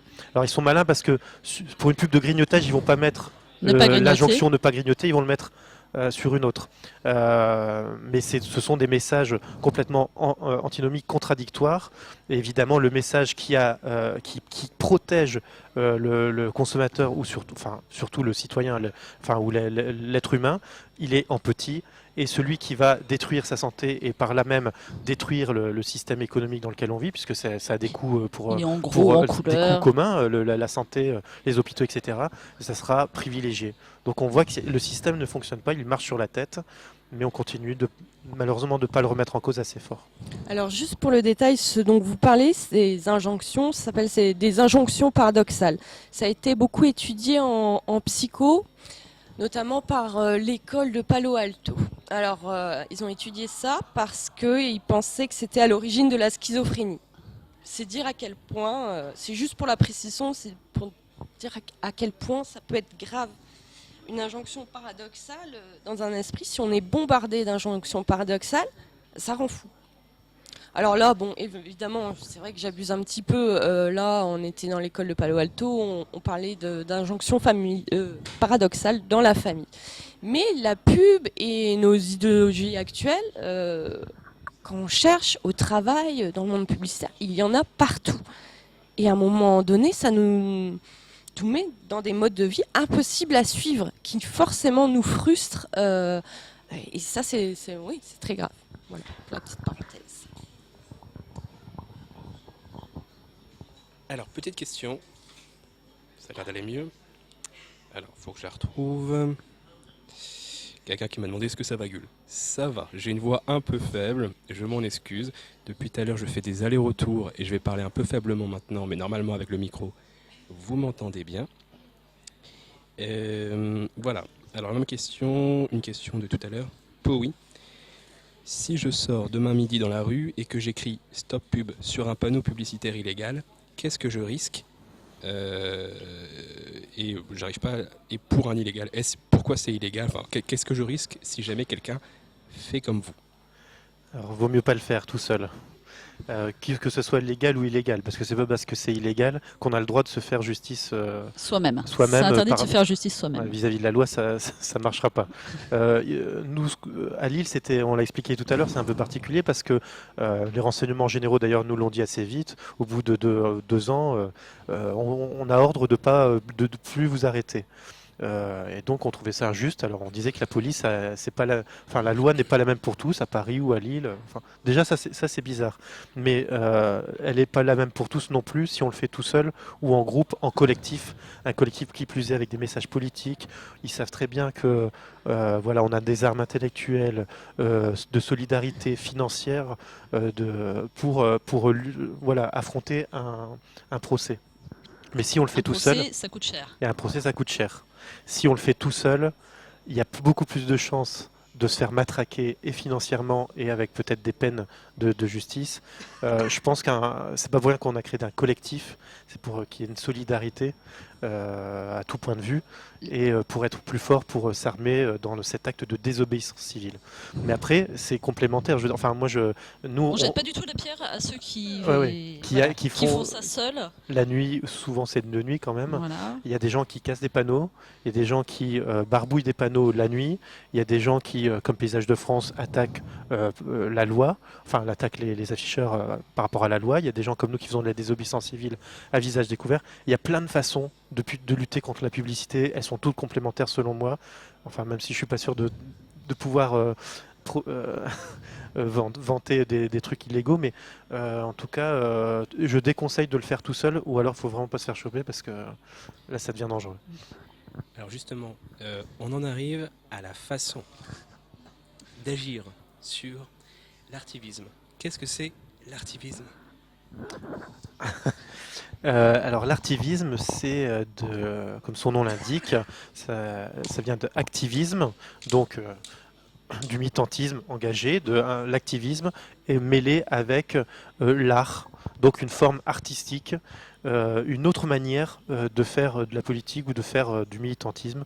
On parle d'un nouveau militantisme, enfin ça fait déjà quand même quelques années, peut-être 2 dizaines d'années, mais il s'agit de faire en sorte que le public soit touché d'une autre manière, qu'on ne parle pas de la même façon de choses sérieuses et graves, parce que ça peut être rébarbatif, ça peut être moralisateur, ça peut être culpabilisant, ça peut être chiant, tout simplement. Il y a beaucoup de gens qui luttent, mais avec tout leur cœur, avec toute leur sincérité, et je ne jette pas la pierre du tout à ce genre de forme de là, parce que encore une fois, tout est complémentaire.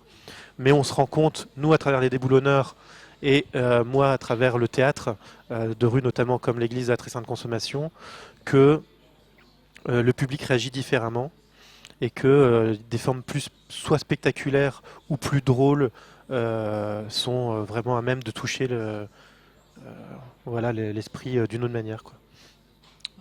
Et donc avec les déboulonneurs on peut pas dire, enfin c'est de l'artivisme, oui et non. Est-ce que tu dirais que c'est de l'artivisme ? Parce que la dimension artistique est un petit peu moins présente. Elle peut l'être. Avec le détournement de publicité, par exemple, on a des artistes qui mettent leur talent à disposition pour détourner des publicités, des messages publicitaires, et c'est très drôle. On a aussi fait des bâches, préparé des bâches où il y avait à la peinture, des très très beaux dessins qu'on a après installés sur des panneaux publicitaires.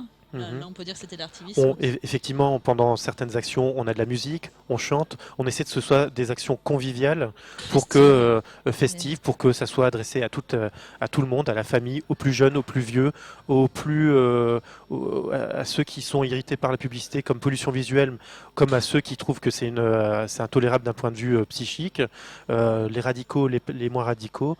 On essaie de faire en sorte que ça soit dans le respect de... On est assez bien perçu quand on fait des actions en ville. Voilà, il y a des gens qui ont du mal avec la désobéissance, malheureusement. C'est-à-dire que même toucher à des panneaux privés, je le rappelle, pas public, c'est du désordre pour beaucoup de monde. On est tellement dans la société de l'ordre moral et matériel que s'attaquer à du matériel, c'est scandaleux pour certains. C'est là que le faire à visage découvert, c'est très important, parce que justement les gens se disent il y a des gens qui prennent le risque de le faire à visage découvert, parce que un panneau qui est cassé la nuit, les gens se disent c'est un délinquant qui a passé ses nerfs sur ce panneau. Le panneau sera remis le lendemain ou le surlendemain, il sera remplacé par un neuf. Et puis voilà, les gens se seront dit c'est un délinquant qui a passé ses nerfs, ils verront pas le message. Là, de voir des gens qui font ça à visage découvert, qui expliquent leur démarche. On a des petits tracts qu'on distribue aux gens. Non, on voit pas bien, mais... Les gens, ça les interpelle beaucoup plus, et puis aussi par les slogans qu'on peut mettre sur les panneaux. On essaye que ça soit on essaye de faire de temps en temps des détournements, mais comme on ne sait pas forcément à l'avance quelle publicité on attaquera, c'est pas facile. Mais voilà, on essaye que ça soit des slogans qui fassent sourire les gens, au moins ça les fait arrêter, et puis on espère les faire réfléchir. Et aussi, et pour revenir sur le théâtre de rue, pour l'église de la très sainte consommation par exemple, on se rend compte qu'à travers l'humour, enfin l'humour est une arme d'adhésion massive, on pourrait dire, redoutable quoi. Parce que on fait passer des messages. Alors tout le monde ne comprend pas malheureusement et c'est un peu inquiétant d'ailleurs parce que il y a des gens qui comprennent pas l'humour et c'est un signe de mauvaise santé pour la société, second degré voire le 36e degré. Mais il y a beaucoup de gens qui comprennent le message et s'ils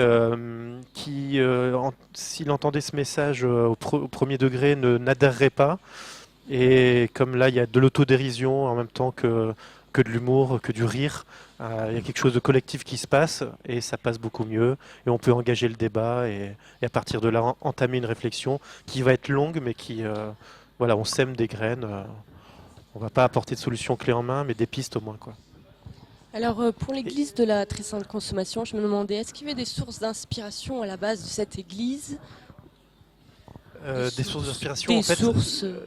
Alors historiquement, parce qu'on ne sait pas trop comment c'est venu, mais il y a le révérend Billy aux États-Unis qui œuvrait à New York à Times Square et qui lui était donc un comédien, mais qui était dans l'autre, qui œuvrait d'une autre manière, c'est-à-dire qu'il insultait Disney et compagnie et toutes les marques qu'on ne doit pas citer, et donc il se faisait arrêter parfois par les flics.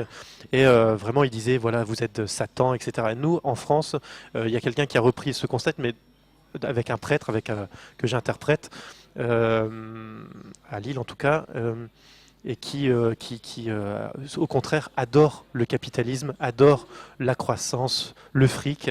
Et ça a donné l'église de la Très Sainte Consommation, qui est née de milieux anti-pub, de casseurs de pub à Lyon notamment. Et voilà, il y a des missels qui ont été écrits. Moi-même, j'en ai repris. J'ai réécrit des prières, des chants, des petites scènes. Et on a, au départ, on était vraiment des militants. On a mis une aube et puis on est allé dans la rue. On a vu que ça marchait du tonnerre. Et au fur et à mesure, on a écrit de plus en plus. On a peaufiné des scènes. On est allé au festival de Cannes-sur-la-Croisette, emmerder les riches. On est allé au festival d'Aurillac. On a fait un film. On s'est présenté à des élections. Et là, on en fait même un spectacle que je tourne actuellement. Oui, parce que la question qui s'appelle Croissance revient.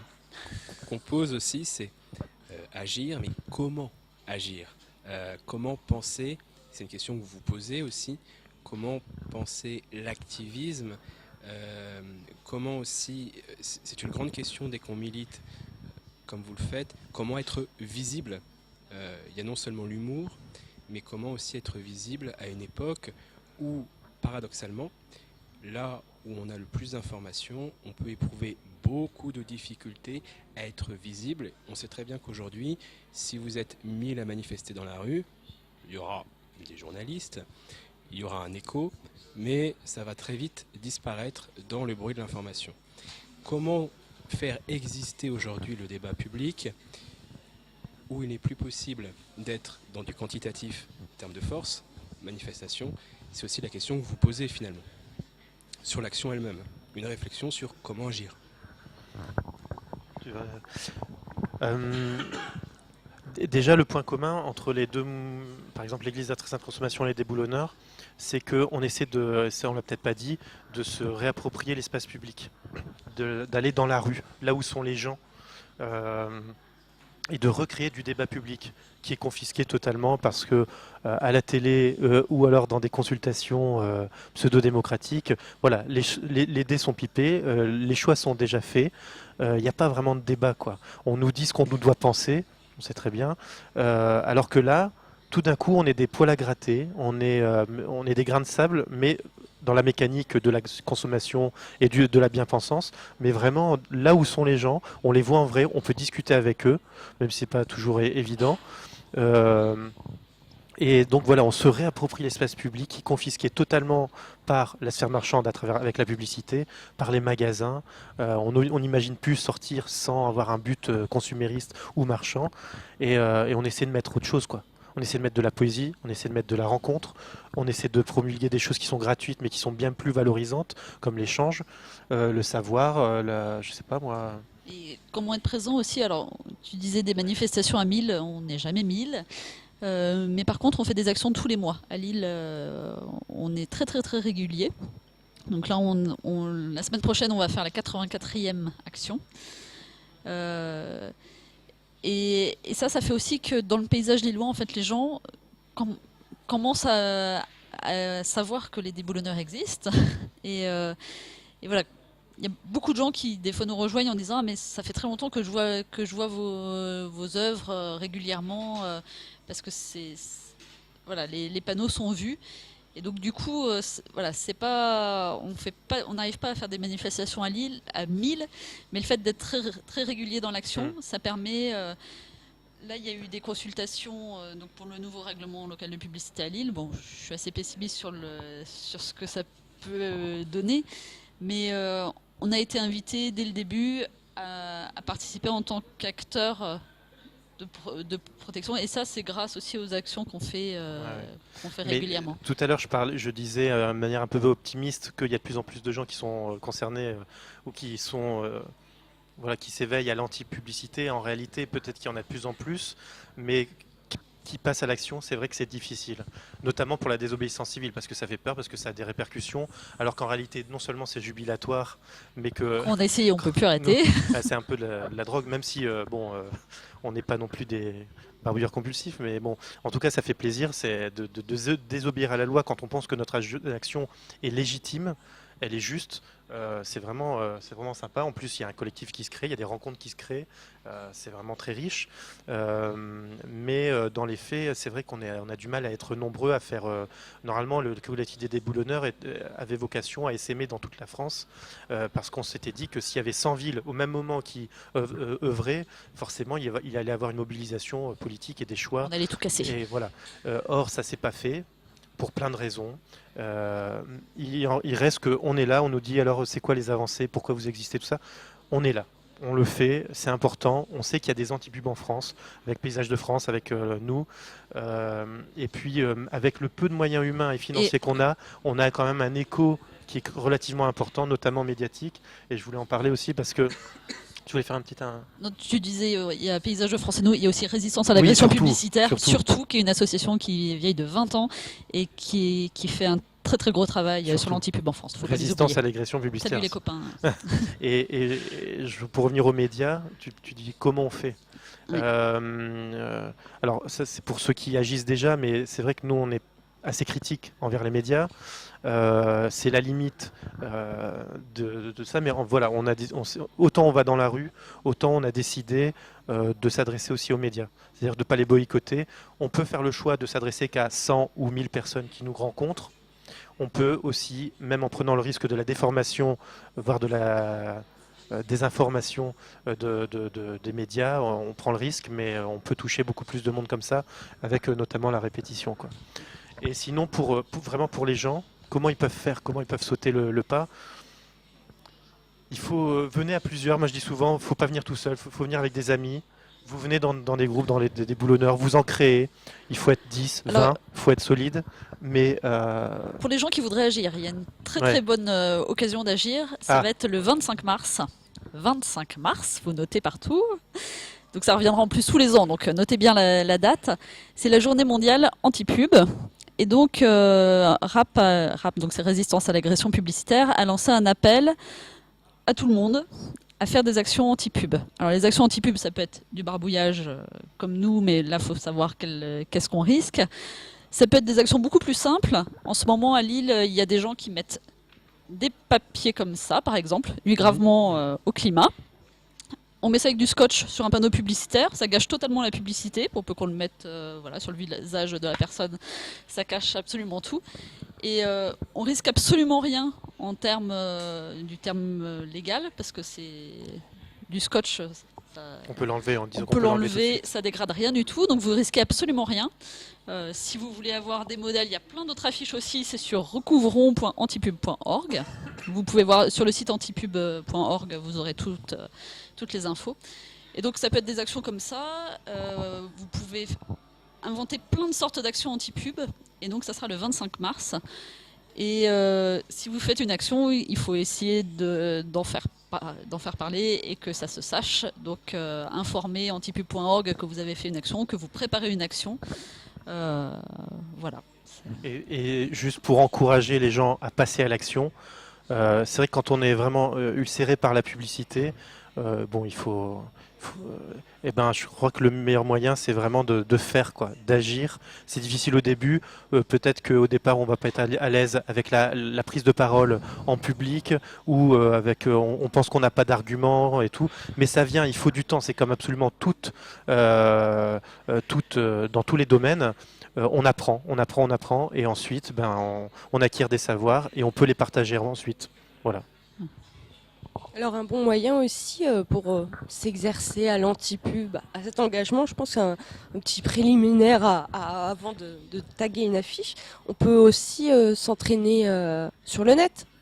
Enfin, les marques sont partout sur le net, donc vous avez leur page Facebook.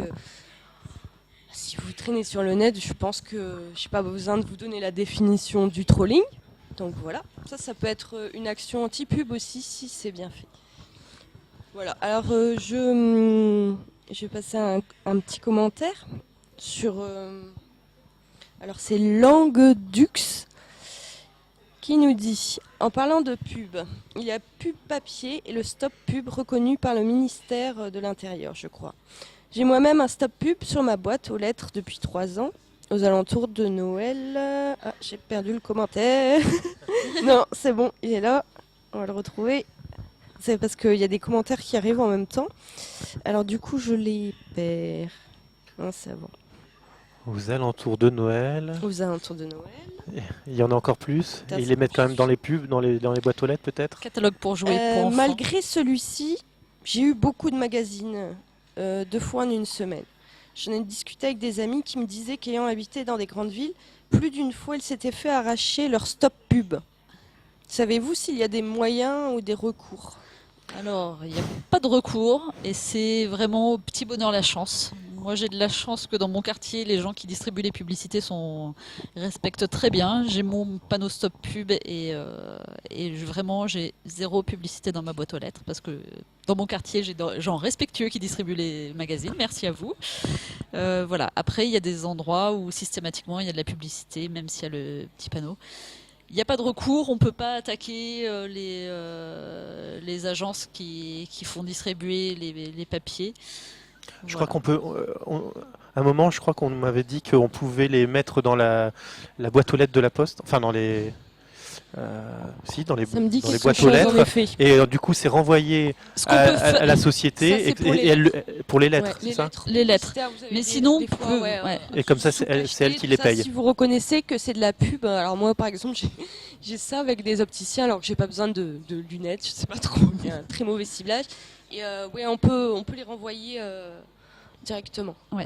Et sinon, les pubs papier qui n'ont pas d'adresse, qui ne sont pas dans des enveloppes, on peut prendre un gros stock, les mettre dans une enveloppe, mettre l'adresse d'un des annonceurs, pareil sans timbre pour que ça soit à la réception que... Ouais, sans timbre surtout, comme ça c'est eux qui payent. Pas payer Et sinon, là on parlait d'autre chose, c'est-à-dire la malveillance tout simplement des voisins qui enlèvent le stop pub, donc là ça devient idéologique et ça veut dire que c'est une atteinte. Mais c'est vrai qu'à moins de les prendre sur le fait, qu'est-ce qu'on peut faire C'est peut-être tout simplement une vengeance quelconque aussi d'un voisin qui n'apprécie pas, qui a entendu un bruit une fois. En tout cas, on voit que ça gêne de lutter contre un système, d'essayer de sortir de la norme. On voit que ça gêne, que ça perturbe certaines personnes, mais il ne faut pas lâcher, quoi. Et juste sur les prospectus papier, j'ai lu une étude cette semaine qui disait que 87% étaient jetés à la poubelle sans être lus, sans être ouverts. Voilà. 87% des publicités qui sont mises dans les boîtes aux lettres sont mises à la poubelle sans être ouvertes. Et on parle de 40 kilos par an, c'est ça ? Oui. En moyenne en France, par habitant, 40 kilos J'ai pu le constater parce que de prospectus. Ma petite étiquette est partie, c'est pas un acte de malveillance, c'est la pluie qui l'a fait retirer. J'ai mis une semaine avant de le remettre, j'ai pesé, j'avais 1,2 kg en une semaine de publicité. J'ai vite remis ma petite étiquette. Petite question de Big Bro. Coucou Big Bro. Je résume juste sa question pour pas dire tout son commentaire. Il pose la question, combattre la pub, est-ce que ce n'est pas quelque part combattre un moyen de financement des médias, des journaux, etc. Pour résumer, leur couper l'herbe sous le pied. Est-ce que ce n'est pas retirer entre guillemets des emplois, ne pas permettre aux journalistes de faire leur travail, etc. C'est-à-dire, on arrive dans cette logique où on nous dit aujourd'hui, c'est très courant sur Internet, oui mais écoutez, Internet c'est gratuit avec de la pub. Déjà ça reste à prouver, c'est faux. Enfin que ça a toujours été comme ça, en tout cas il le présente ainsi. C'est le contre-argument. Comment vous pouvez réagir, c'est-à-dire oui, vous êtes des utopistes, vous ne voulez plus de pub, mais dans ces cas-là, on a toute une série de financements. Là, on ne parle pas des villes, on parle des journaux, etc. Tout s'écroule. Alors déjà, l'utopie est la réalité de demain. Ça, c'est Victor Hugo qui le disait. Donc les utopistes, heureusement qu'on est là. Heureusement qu'on est là, parce que sinon, ça s'appelle de la résignation tout court. Et nous, on n'est pas résignés. Mais face à cet argument, ce qu'on peut dire, c'est que moi, en tout cas, les journaux que je lis, je les finance parce que je les achète et ils sont sans pub. Je pense notamment par exemple la décroissance, CQFD, il y a quoi, Psychopathe. Psychopathe, c'est sans pub. C'est sans pub. Ils ont le petit logo sur la. Enfin voilà, il y a des journaux alternatifs qui sont sans publicité et qui ne vivent que de l'abonnement et de l'achat en kiosque des lecteurs. Ce qui est complètement sain parce qu'ils sont détachés de toute pression politique et publicitaire de la part des annonceurs. On se doute bien quand même que certes les journalistes doivent être payés et il faut les payer. Il faut trouver le moyen de les payer. Mais on se doute bien que si un journaliste fait une enquête sur, je ne sais pas, sur un grand groupe, une grande multinationale qui est très gênant, les grands groupes vont faire des pressions. Et d'ailleurs, c'est ce que Volkswagen, je cite, a exercé clairement des pressions quand il y a eu le scandale du diesel. Ils ont dit, vous ne parlez, dans certains pays, je crois, vous ne parlez pas de ça, sinon on vous coupe les vivres. Donc on voit bien qu'il y a un problème de démocratie même par rapport à l'information. J'ai en tête aussi le patron de M6 qui était questionné par rapport à ça, la possibilité d'une censure ou d'une autocensure par rapport à la pression économique aux annonceurs de publicité. Et il a dit mais ce sont des clients. Et je ne censure pas du tout, mais... C'est contagieux. Attention. Je ne censure pas du tout. Ce sont des clients et je traite bien mes clients. Donc on voit quand même qu'il y a un vrai souci par rapport à ça. Il y a des nouvelles façons aussi de financer. Par exemple, là, j'ai lu le journal Cosette. Alors, ils sont pas sans pub, ils ont un petit peu de pub. Ils disent que c'est 4% de leurs revenus. Et au lieu d'augmenter, ils ont des problèmes financiers. Au lieu d'augmenter la publicité, ils ont décidé de faire un financement participatif. On peut les soutenir via Internet, leur faire un don pour qu'ils puissent survivre sans mettre plus de pub. Donc voilà, il y a d'autres façons aussi de penser l'économie. Plutôt que rajouter toujours plus de pub, il y a d'autres façons de faire. Parce que critiquer la pub, c'est aussi ouvrir d'autres questions, notamment d'autres modes de financement. Ce n'est pas parce que on a un mode de financement dominant par la publicité en ce moment qu'il n'y en a pas d'autres. Et il n'y en a pas eu d'autres. Par exemple, rappelons que le Conseil national de la résistance, au sortir de la guerre, a prôné justement l'indépendance totale des grands groupes médiatiques vis-à-vis de la publicité. Et depuis donc au sortir de la guerre, ça a été complètement petit à petit rogné et ravagé par la publicité, et donc avec ces problèmes de démocratie dont on a parlé, et d'indépendance notamment. Et voilà. Et donc ce débat sur la publicité ouvre d'autres débats aussi, permettent de poser à nouveau d'autres questions. Et je crois que c'est nécessaire, c'est important aussi de le préciser, qu'on voit que il y a tout un nœud, il y a des débats autour. Des fois, on nous dit que la publicité, c'est un débat un peu futile parce que il y a des choses plus graves dans le monde quand même. Et en fait, nous, on pense que justement, c'est très très important parce que c'est à l'origine de beaucoup de problèmes et que si on veut changer la société, et on pense qu'on pense qu'il faudrait la changer, c'est un des points, c'est vraiment un coin d'attaque. C'est peut-être en changeant le système publicitaire qu'on arrivera peut-être à faire évoluer la société dans un monde. Et comme tu le dis, en créant des débats. Tout à fait. Dans plein de domaines. Pour justement l'importance de la publicité dans la société de consommation, et là je cite Serge Latouche, 3 piliers dans la société de consommation, le crédit, l'obsolescence et la publicité. C'est-à-dire que la publicité, on est au cœur même d'une modalité de la société qui est la nôtre, qui est la société de consommation. Et du coup, ça ouvre toutes ces questions. J'ai réussi à finir ma phrase. Qui perdra la voix? Le prochain, la prochaine? Non mais ça, je pense qu'en fait, il doit y avoir les publicitaires quelque part. Oui. C'est un complot. C'est un complot. Voilà. Complot. On nous empêche de parler, on nous censure par des extinctions de voix. À qui le prochain? Je sais pas si on peut encore voir pour des questions.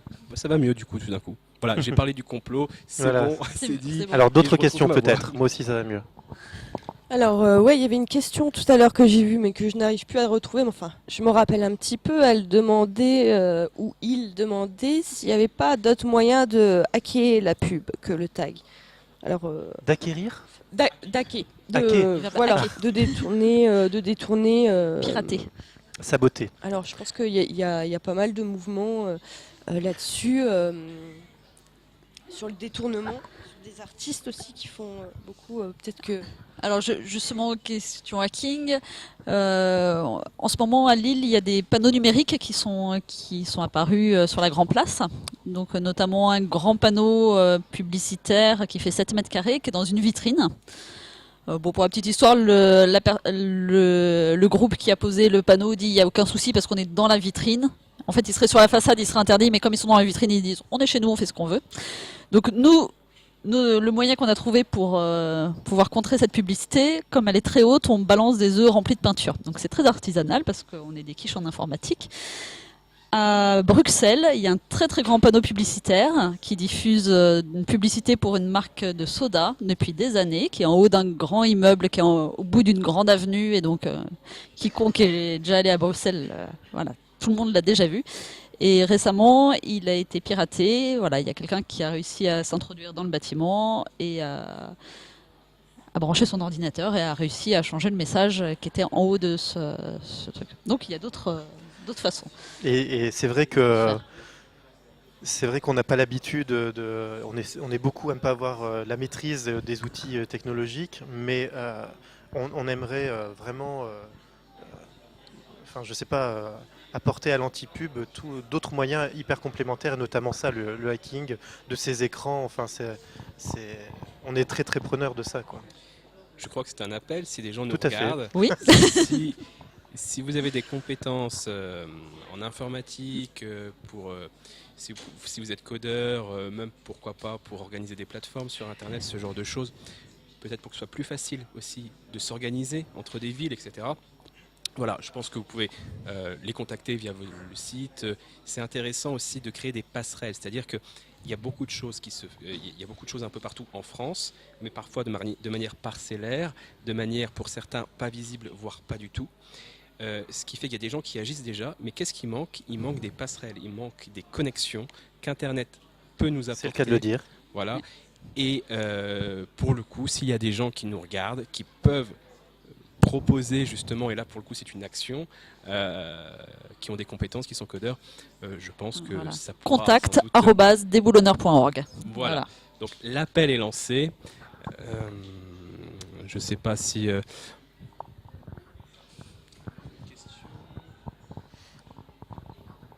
Alors oui, sur le hacking de la publicité. Alors sur les questions d'art, vous avez un artiste, alors je sais plus son nom, mais qui avait fait quelque chose d'assez intelligent, je trouve. Il avait pris les icônes de Photoshop et il avait collé sur les mannequins juste à côté, pour rappeler, tout simplement, pour montrer.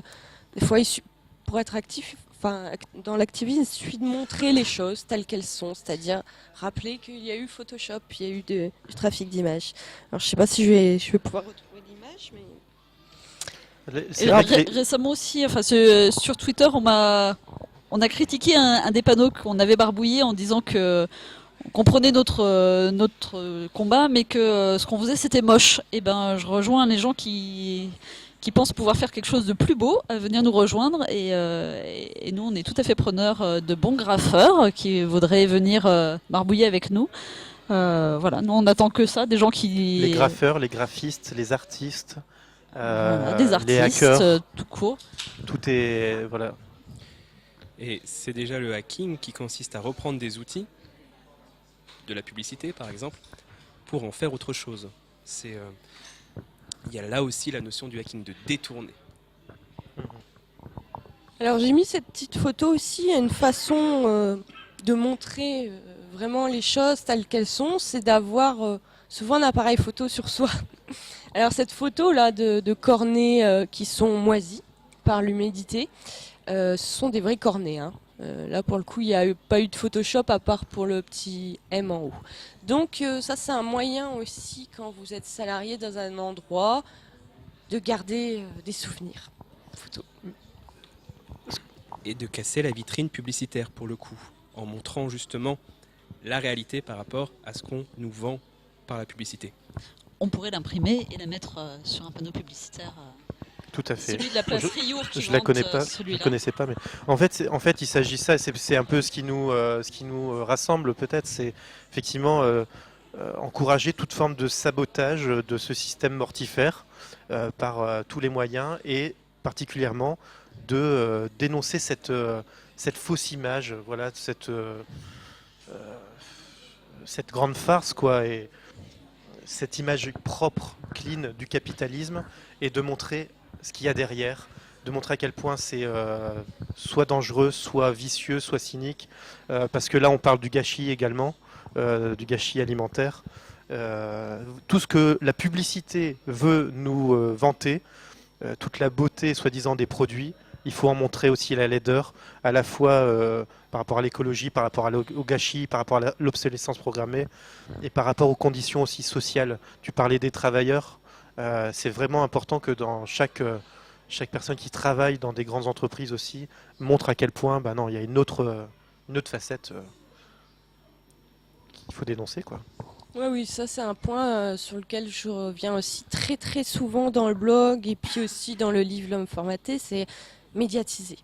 Maintenant, c'est très facile de parler, de montrer à tout le monde. Il y a plein d'acteurs sur le net qui vont prendre vos témoignages. Il y a des journalistes qui sont assez accessibles, spécialisés dans les questions du travail et qui vont faire en sorte de vous rendre anonyme, de ne pas vous mettre en danger, et vous pourrez tout raconter. C'est important, tant pour vous libérer parce que c'est très difficile à vivre, et pour aider les autres, pour ceux qui vous suivront, tout ça. Donc ça a 1000 avantages, donc je peux que vous conseiller de médiatiser tout ça.